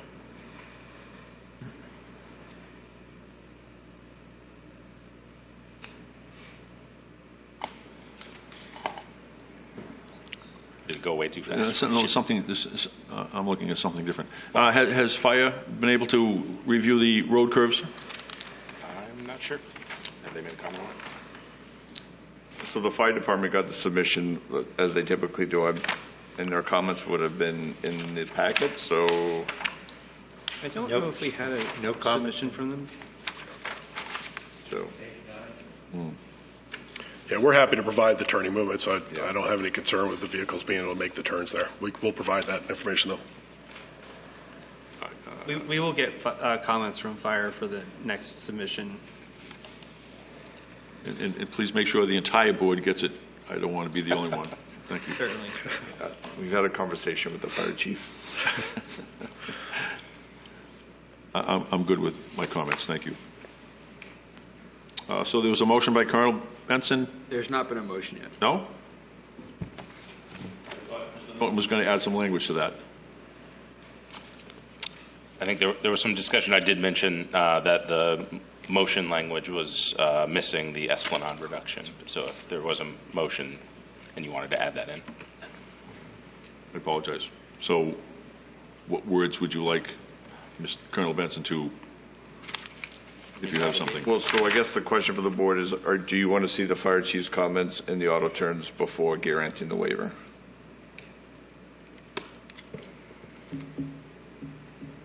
Yes. I mean, we're looking at perhaps, a rumor is new fire apparatus. I don't know the length, size, width, all of it. So, me personally, that's my opinion.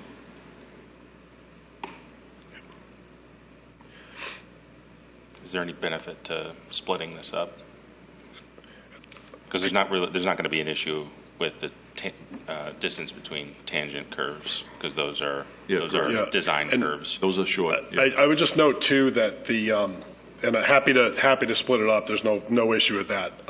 One thing to keep in mind when we do the turning movements, if there is a different fire apparatus, those two locations are essentially, the turning movement is the same as any 90-degree intersection in the road with normal road pavements. And so if any new fire apparatus can't make a turn between two 24-foot wide rows at 90 degrees here, they can't make that turn anywhere. So I'm pretty comfortable that they'll be able to make the turn through You're there. building to public road standards. The width of the Correct. pavement, yes.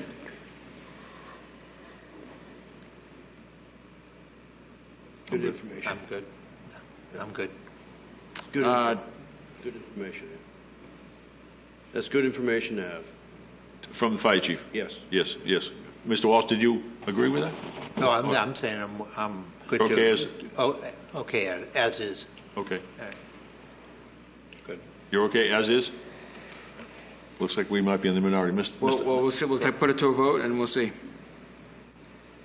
All righty. Just one point of order for you. Did you want to include the language discussed by the town engineer about allowing attached sidewalks?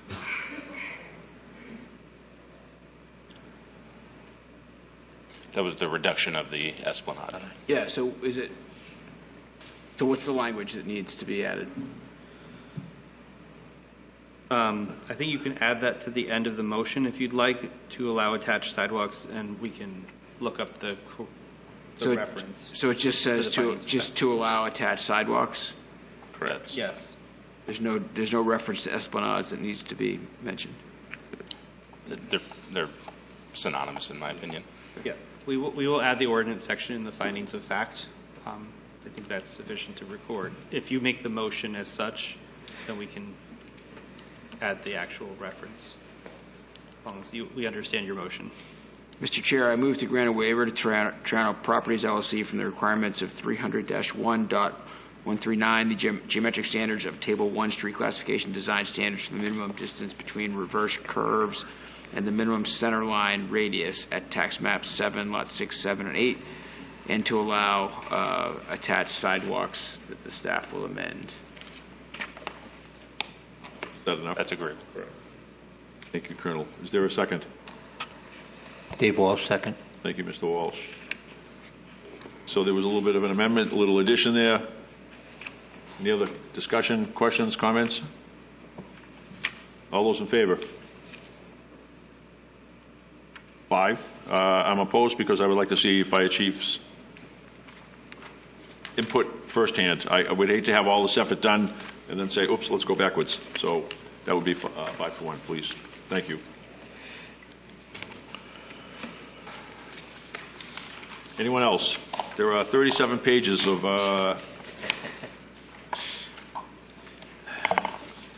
comments, questions, suggestions, ideas. Mr. Chair. Mr. Walsh? I do have a question, kind of more procedural. This is a huge, huge project. 5 phases in one approval is just, I just feel like I'm biting trying to swallow a whale. And I'm looking down the road at some of these, we're seeing, we have apartments and we have buildings that we have no idea what they're going to look like, which will bring me a question. Do you have any elevations? Do you have any facades? Do you have anything for us to see to visualize this? But then what is the threshold that we need to achieve for preliminary approval? So I typically recommend the board that these plans are 80% done. So that means you have 80% comfort level that, because final subdivision is 20%. So because a lot of the costs that the applicant is now going to move forward, like if you gave preliminary approval, he's gone till final. That means he's developing plans for the off-sites, everything, and when it comes back, it is going to be ready for final. So if there are comments that the board has that wants to direct the applicant regarding review of any off-sites, you want to have that information in hand and starting to be reviewed before you give preliminary, so you have an understanding of the direction. Because once this approval is granted, staff and the applicant are going to go move forward thinking the planning board's okay with whatever's being proposed. So if you have concerns and you want to do a site walk and you want a little bit more information of what's happening regarding either off-site or on-site, now's the time to get that information, because when he leaves here and he starts going to DEP approval, that's when the cost for design is going to be incurred by them. And when they come back, they're going to assume the planning board's okay with it. So that's my recommendation to the planning board. I know it's a big project and it's a lot going on here, so I'd be happy to answer any questions you have. That's a great piece of information. Thank you, because and I'll just say this, I'm not 80%, anywhere near 80%.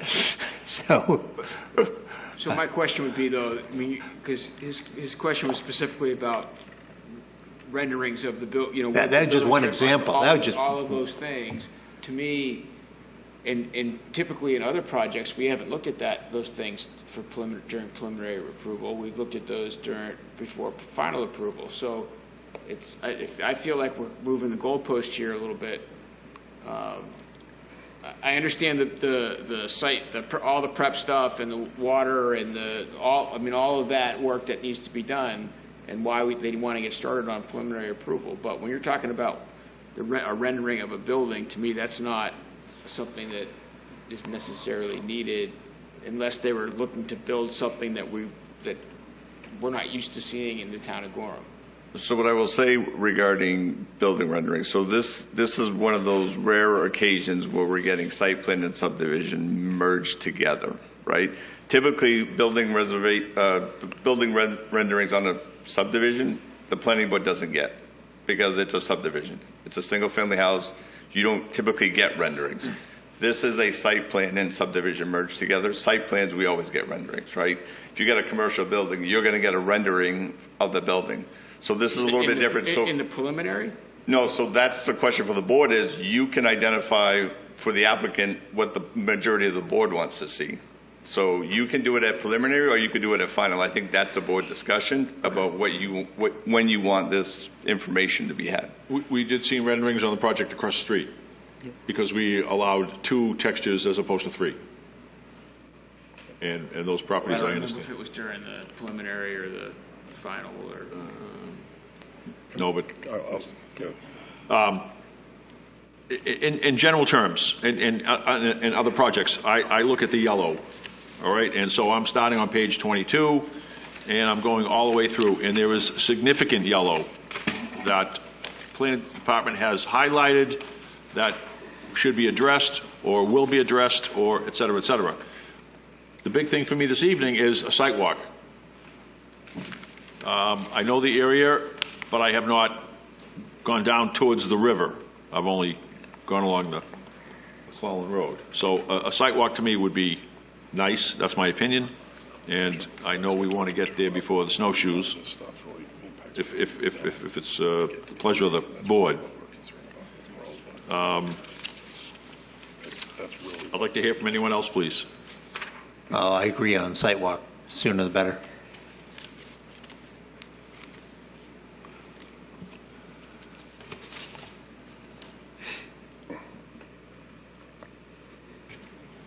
Seeing some nods. Would the board like me to reach out to schedule that?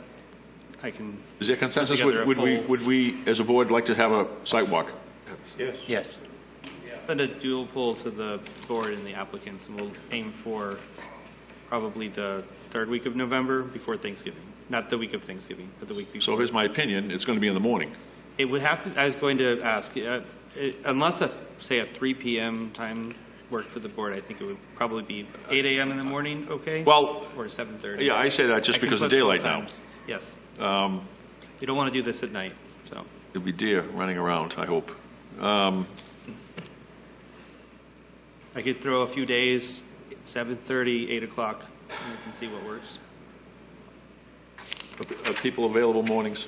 I mean, we can't do it after 3 o'clock. Something to consider. We've had only a few members at other site walks, so whoever's available would be ideal. So if you please schedule that. If you did in the morning, you'd have a good sense of traffic driving by there at the same time. That's a good point. Okay, look out for an email from me to schedule that. And regarding the yellow too, just a note for the board's comfort level, what we typically would see is the peer review engineer would review, and we'd look for a response to comment memo in the next submission. So to complete the cycle and show that things are being addressed, that would be something we'd lay out for the board to help show that it's getting closer to that threshold, where if your comfort level is not there at this point, that's how we can help get you there. Sure. Yeah, I have some. I'm curious. There is significant yellow as compared to previous submissions. I'd like to hear from anyone else, please. Well, I have looked through, and I've circled a lot of things here. I'm still unsure of which ones need to be checked off at preliminary versus final.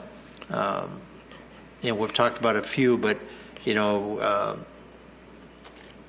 come back to I guess I'm on page 32. We talk about street facades, and then there was some other in there about parking between the buildings that didn't meet the performance standards or the standard for the South Gorham Crossroads, where there was parking between buildings, and that's not until phase 3.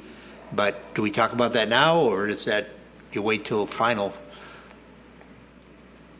Yeah, I can sort of help explain that a little bit. So basically, the standards call for no parking to be located between the buildings and the streets, and there are streets identified here, and there's no actual parking between the buildings and the streets, but there are some access drives that do have parking between the building and the access drive. So that's where it may be a little bit of a gray area in the ordinance. And I look to Tom here too to sort of see what his opinion on that may be. But if you look to the site map, I believe it's more. I'll look at Mr. Hager's. In phase 5A and B especially, I think there's some of that.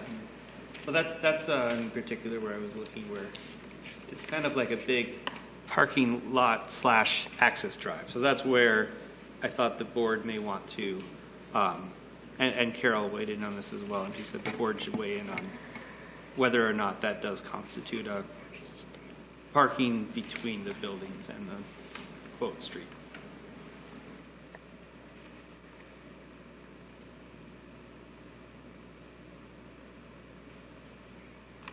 Which one specifically are you saying, Damon? 5A and 5B, which are, Mr. Walsh? Mr. Riley's pointing at them. Yeah. Yes, that's so it. Yep.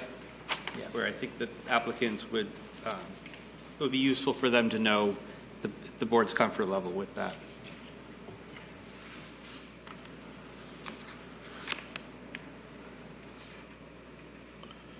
I guess I don't see the big picture, which I normally do. 24-unit apartment building, a lot of vehicles, I would expect.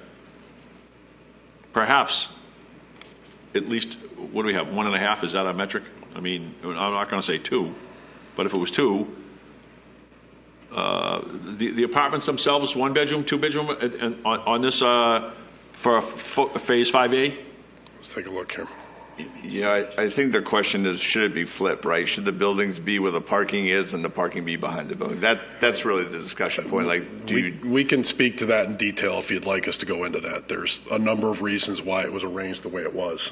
And I think if the applicant provides that as the next submission, the board can definitely consider and staff can review the reasoning and see whether it meets the ordinance. Yeah, yes, okay. For It the next really, submission, that's fine. the short answer is it has to do with the terrain.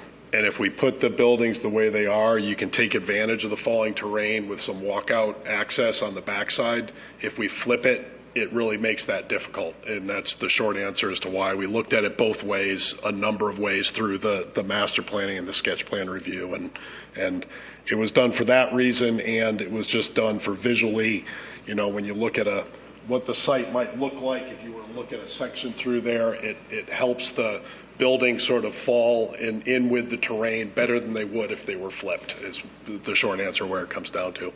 And speaking, certainly the board, comfort level is all about it. I would note that much of the yellow that you're referring to are simply statements, and I think they're to call your attention to some things, but some of them are yellowed and they're just statements of fact that we are in fact not impacting natural resources and things like that.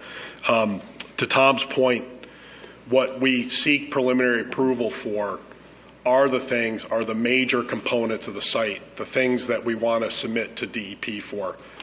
The road alignment, the general arrangement of the buildings, if the building changes shape or dimension or materials doesn't affect those criteria. So the things that are relevant to the state's review are the reason we come forward for preliminary review. Again, we've read through all the comments that were provided from the staff. We don't see any those resulting in any substantive change. The arrangement of the buildings, there's plenty of room on the site if the buildings get a little longer, a little wider, deeper. We think we've made accommodations for that. And I'd also note that we are just seeking preliminary approval to try and make sure the board is comfortable with the layout and the arrangement of the roadways, the general layout of the pedestrian connectivity, so that we can go forward with confidence. I don't, if there's changes to building designs, facades, lighting, all of those things that typically come with a final plan application, I don't see any of that being difficult to meet what you're ultimately going to require. We were happy with the comments that came in because I think there was nothing in there that raised any alarms in our mind in terms of like major changes to this that might come up out of that would cause an amendment to the DEP review, and so that's kind of where we're asking for that preliminary on.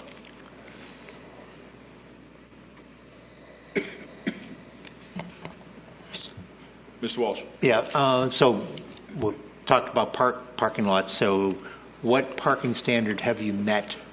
In terms of the number of parking spaces for these buildings. So on the screen, if you can call it up. So the summary that was on the drawings spells out what all the parking requirements are. And this was based on the parking requirements just before the town changed the requirements. I think we talked a little bit about this at sketch plan. So right now, the breakdown here is that we've provided we've assumed that from a parking standpoint, that all of the condos and apartments are going to be 2-bedroom units, understanding that some of them are likely to be 1, some may be a few, maybe 3, but they're going to be 2, 1, and studio bedrooms.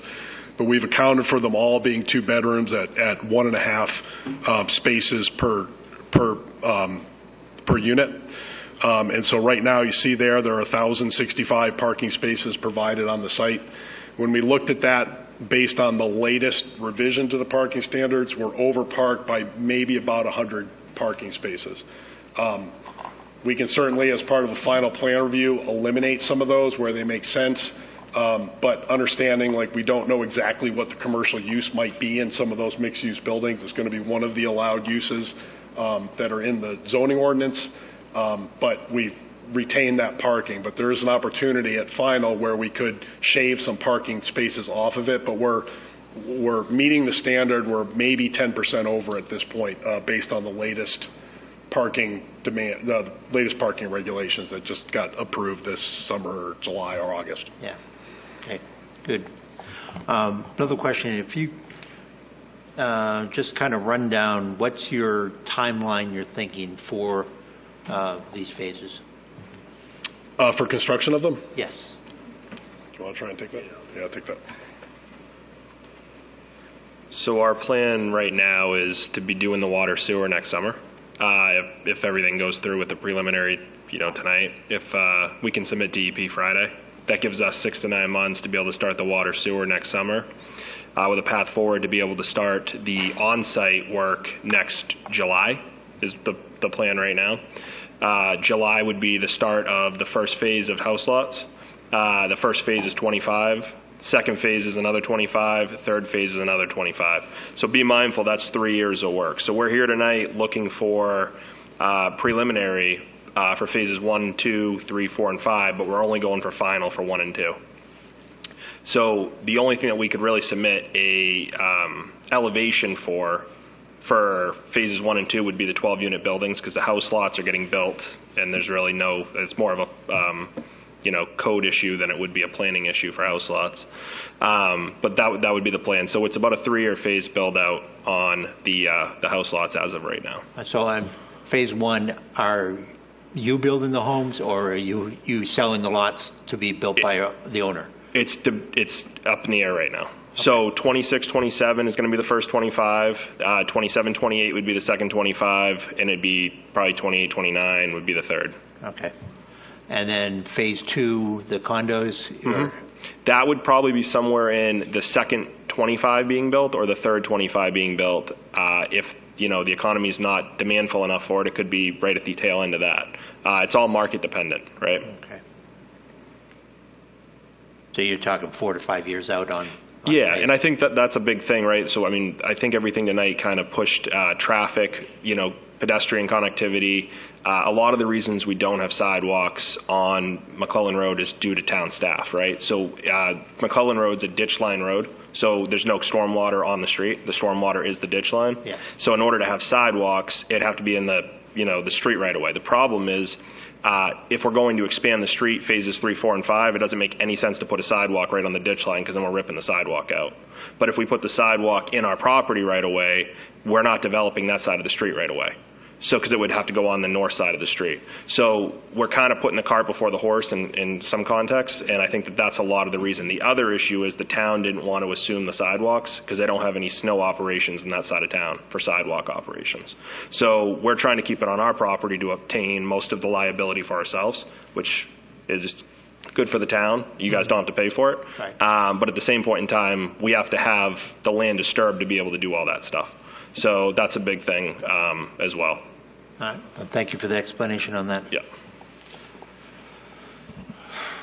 Good evening. Thank you. I'm curious about this water thing. There's some talk previously that perhaps you might pick it up at Newton Drive and continue on.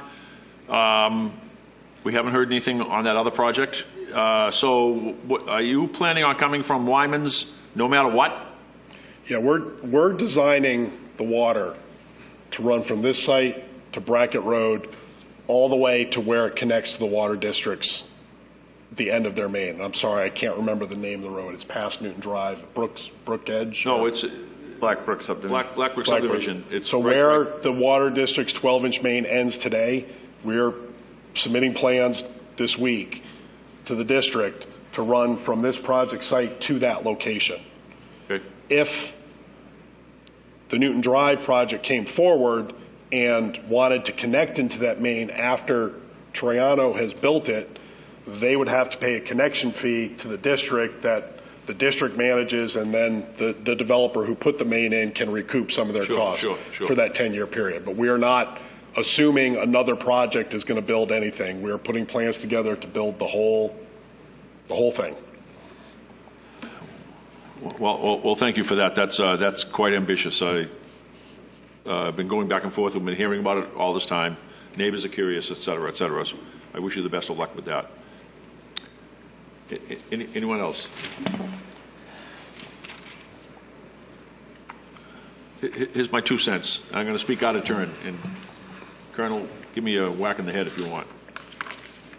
I would like to have a site walk. I would like to have them come back in December with things buttoned up.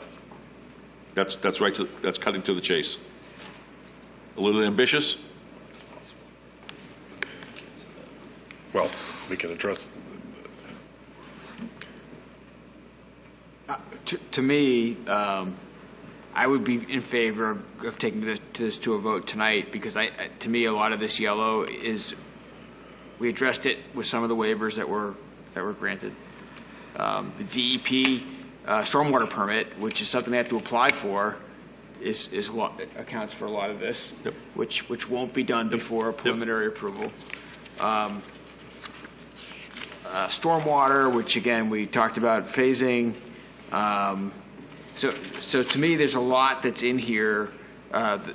There's several comments about sewage and water access, which we already know that the plan is for them to use public sewer and water. So again, I think a lot of these issues have been addressed, and I do definitely want a sidewalk. Like I'm not discounting that, but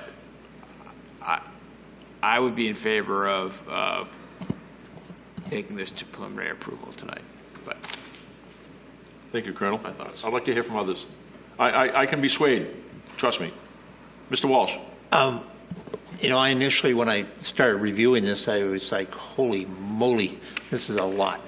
How the heck are we going to approve this? And I'm still having a hard time with it, because listen, Tom says get to 80%. What you guys are asking for is quite practical, but I think it's more at 60%. And I understand everything you're trying to do, and you've done a ton of work. You laid it out well. It's easy to understand, and some excellent answers and descriptions tonight, Dan. It really helped me. So I still don't think I'm at 80%, but I think Bill has brought forth a good point. When I look at what's in yellow, because I circled a lot of it, and is that it's lesser, more stuff. I tell you, the one thing I'm having a harder time with is, this is the biggest project. Is this the biggest project that's been brought forth in Gorham? For a while, Roby subdivision was. Yeah, but this actually just the first phase. A little bit bigger. This phase is definitely bigger. It just seems to me like we haven't heard a whole lot from the public, and I was really hoping to hear more, just so we could incorporate some of that into what our discussion and what we're asking of you, or what you're hearing from the public. I'm disappointed we didn't have more tonight. I do appreciate the input that we did get, but I think that I'm feeling like I'd like to hear more from the public, but honestly, I don't know what more we can ask them to bring back in a month that's not here. So I guess roundabout, I'm saying reluctantly, I'd say I'm not at 80%, but I guess I'd vote for preliminary based on what needs to be done. Thank you, Mr. Walsh. Anyone else? I'm in agreement with proceeding with the vote tonight. Mr. Crisafulli, Mr. Frank? I'm with the Colonel. Yes, there's a lot of yellow, as you are fond of pointing out, but a lot of it is procedural type stuff, not show-stopping stuff. I think to his point, several of these waivers kind of whitewashed that yellow. So I'm comfortable with that. the site walk is not going to change anything. It's just to give us a flavor of, wow, this is quite a slope. You know, a lot of stuff's going downhill towards the river. You want to say something? Yeah, I would. So I think, you know, the big concern for us is timeline, right? It's always been timeline. And in order for us to be able to run this water sewer next summer, which is really for us to be able to do road work, next summer's it, right? That's what it comes down to for state work and stuff, because Brackett Road does fall under state to a degree. So for like surface and base pavements and stuff. So a big thing for us ends up becoming the timeline, right? So if we don't have full, you know, transparency on this with you guys tonight, and I think we can all agree that the master plan's pretty well suited. I think we've all got that vote. We've come back for sketch plan review. We've gotten that. I think the big thing is we really need by Friday to submit the preliminary and our application to DEP. So if we push this back, the site walk back 2 weeks, we lose the middle submittal of the month for the December hearing with you folks to come back. So where that puts us is more like January, which we lose 2 months. So which pushes the whole water sewer back to 27.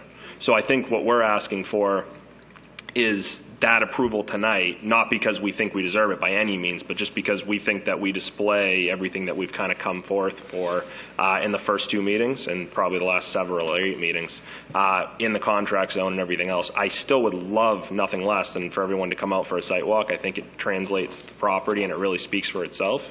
But I think it keeps us more on target time-wise, and I don't think a site walk is going to change anything on this plan, which is going to cost us, like I said, 2 months and probably a year worth of work that we're trying to avoid losing.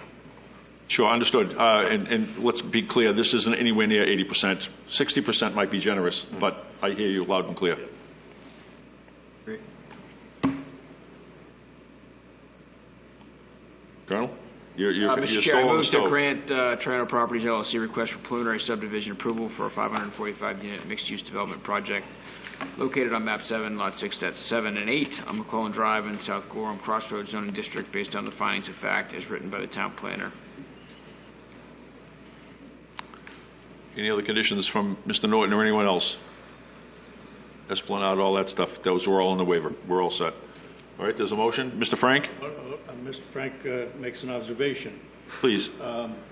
In the motion, it says 545 units. I believe that should be 515. That's correct. 515 is correct. 515. If that's a typo, we'll make that correction. Thank you. I was going to shove that over to you, but you were fast. Mr. Frank, were you seconding his? No? I shall, yes. Thank you, Mr. Frank, for doing that. Okay, I'm all on board with this. Site walk is going to happen no matter what. We're going to be voting on this. Motion by Colonel, second by Mr. Frank. All those in favor? Anyone opposed? Thank you. Thank you very much.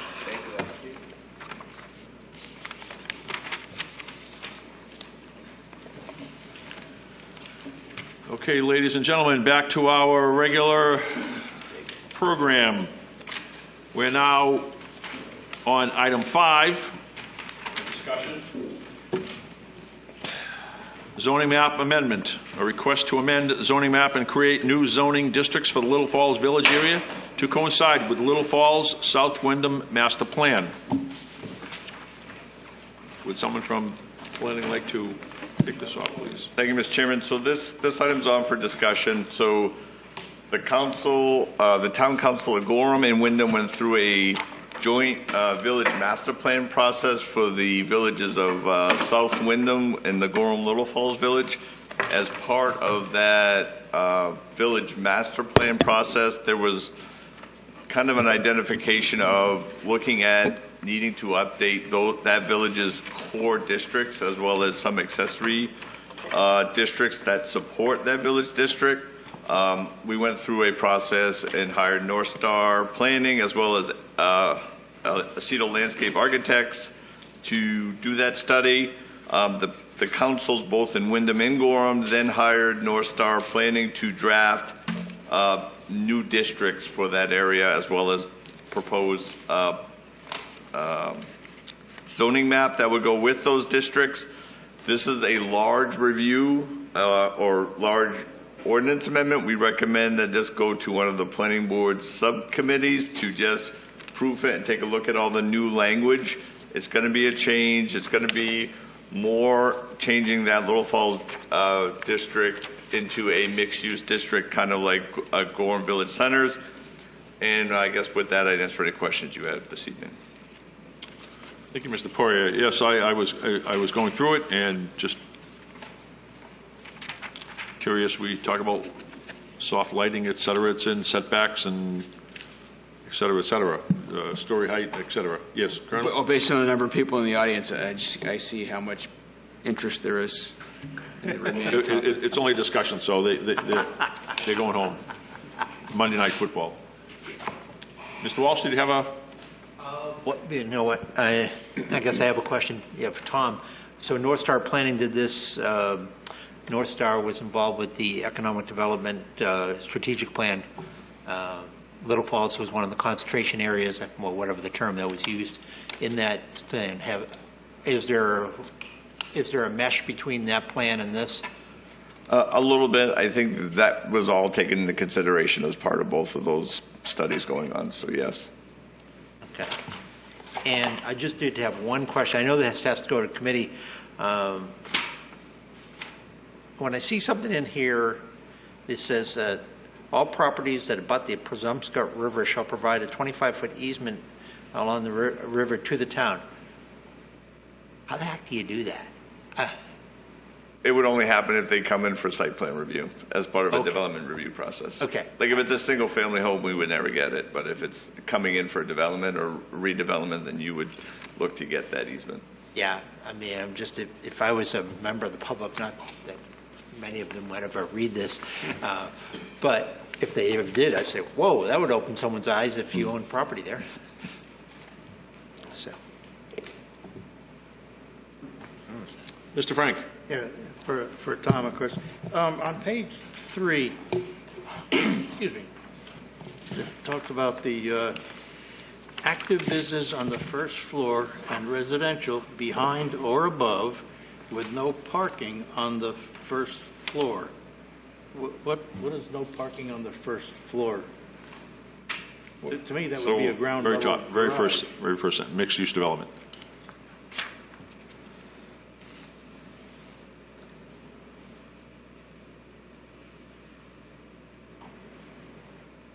Does that mean no parking for the residential portion? Because the business may need parking. Yeah, I guess I'll have to talk to North Star exactly what that means. It confuses me too. I'm not. I know this is a work in progress, but Yeah. I just wanted to highlight some of the things that I found puzzling. I would say I'd be in favor of taking this to a full board workshop. But that's where I was going to head too. Yeah. That would be my. Yeah. But it'd be nice to have our. Oh, they should be there. Oh, that's Yeah, true. we'll invite North Star for sure. They'll be part of it. Okay. And the one other thing, I guess, because I don't know if there is a Superfund site not far away from this location, and so I don't know if there's any consideration as we're discussing this, or if there needs to be. I don't know if that's general knowledge. It's on the Wyndham side, but it's right here. Yeah. So I would like at least some discussion about that impact to this site when we have our workshop. We have heard from Wyndham, and I believe the APA is starting the cleanup. We heard within a year. That's what Wyndham has relayed to us. So they're talking, what Mr. Benz is talking about is the Ketty Mill site on the Wyndham side. So it's an old commercial development that it needs to be removed from the site and taken to a landfill. Cold road shopping. Correct. Yeah. Yep.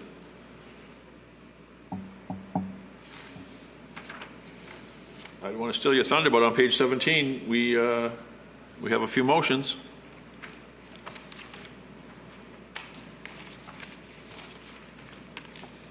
Mr. Frank. Move to send the proposed amendment to create a Little Falls Village Center District to the full board for workshop review and recommendations. Thank you, Mr. Frank. And we would like to include North Star in that meeting. Is there a second, please? Thank you, Mr. Delaney. All those in favor? Anyone opposed? Thank you. And last but not least, we'll still be under the gun. We have in your packet review of the draft for the 2026 Planning Board meeting schedule. I think Damon helped put this thing together. I suggested that we might say, for example, in April is when we have election of officers, or when people are appointed or reappointed, hopefully, to the planning board. That's what the asterisks for. Yep, and just sort of explain to the board, I took all of Jim's suggestions and put them in, and I reviewed the dates against major religious government holidays and other dates of significance. Just wanted to see if there are any issues with any of these dates, particularly the planning board, or if you want to make any adjustments to it, and we can go from there. I'm good as it is. We're always throwing out sidewalk potential. In the future, might we consider the optional date to be the sidewalk? But it's daylight dependent, I guess. Yes, that's something I think Carol has suggested as well at times, so we can look to try to do that. Schedule as we need to, of course. Yep. You want us to vote on this? Do we want to wait? Do we want another month? We don't have to do it tonight, unless you want us to. It's useful to have it set so people can start planning. Did you guys vote in the past? Usually we just look for if you're all set with it. I don't think it needs a formal vote. It's up to the Yeah. board. Yeah. Consensus? It's fine. Yep. Without objection. Okay. How's that? Good enough, Tom? Okay. Perfect. Thank you, guys. Is there any other business to come before us? I hate to say, we're going to call it an evening. Is there a motion, please? Move to adjourn. Mr. Delaney, is there a second? Second. Thank you, Colonel. What took you so long? Yeah, don't leave me hanging. All those in favor? Thank you. Good evening. Thank you to Georgia. Thank you. Thank you to the planning department. Thank you, Mr. Norton, for showing up. Let's get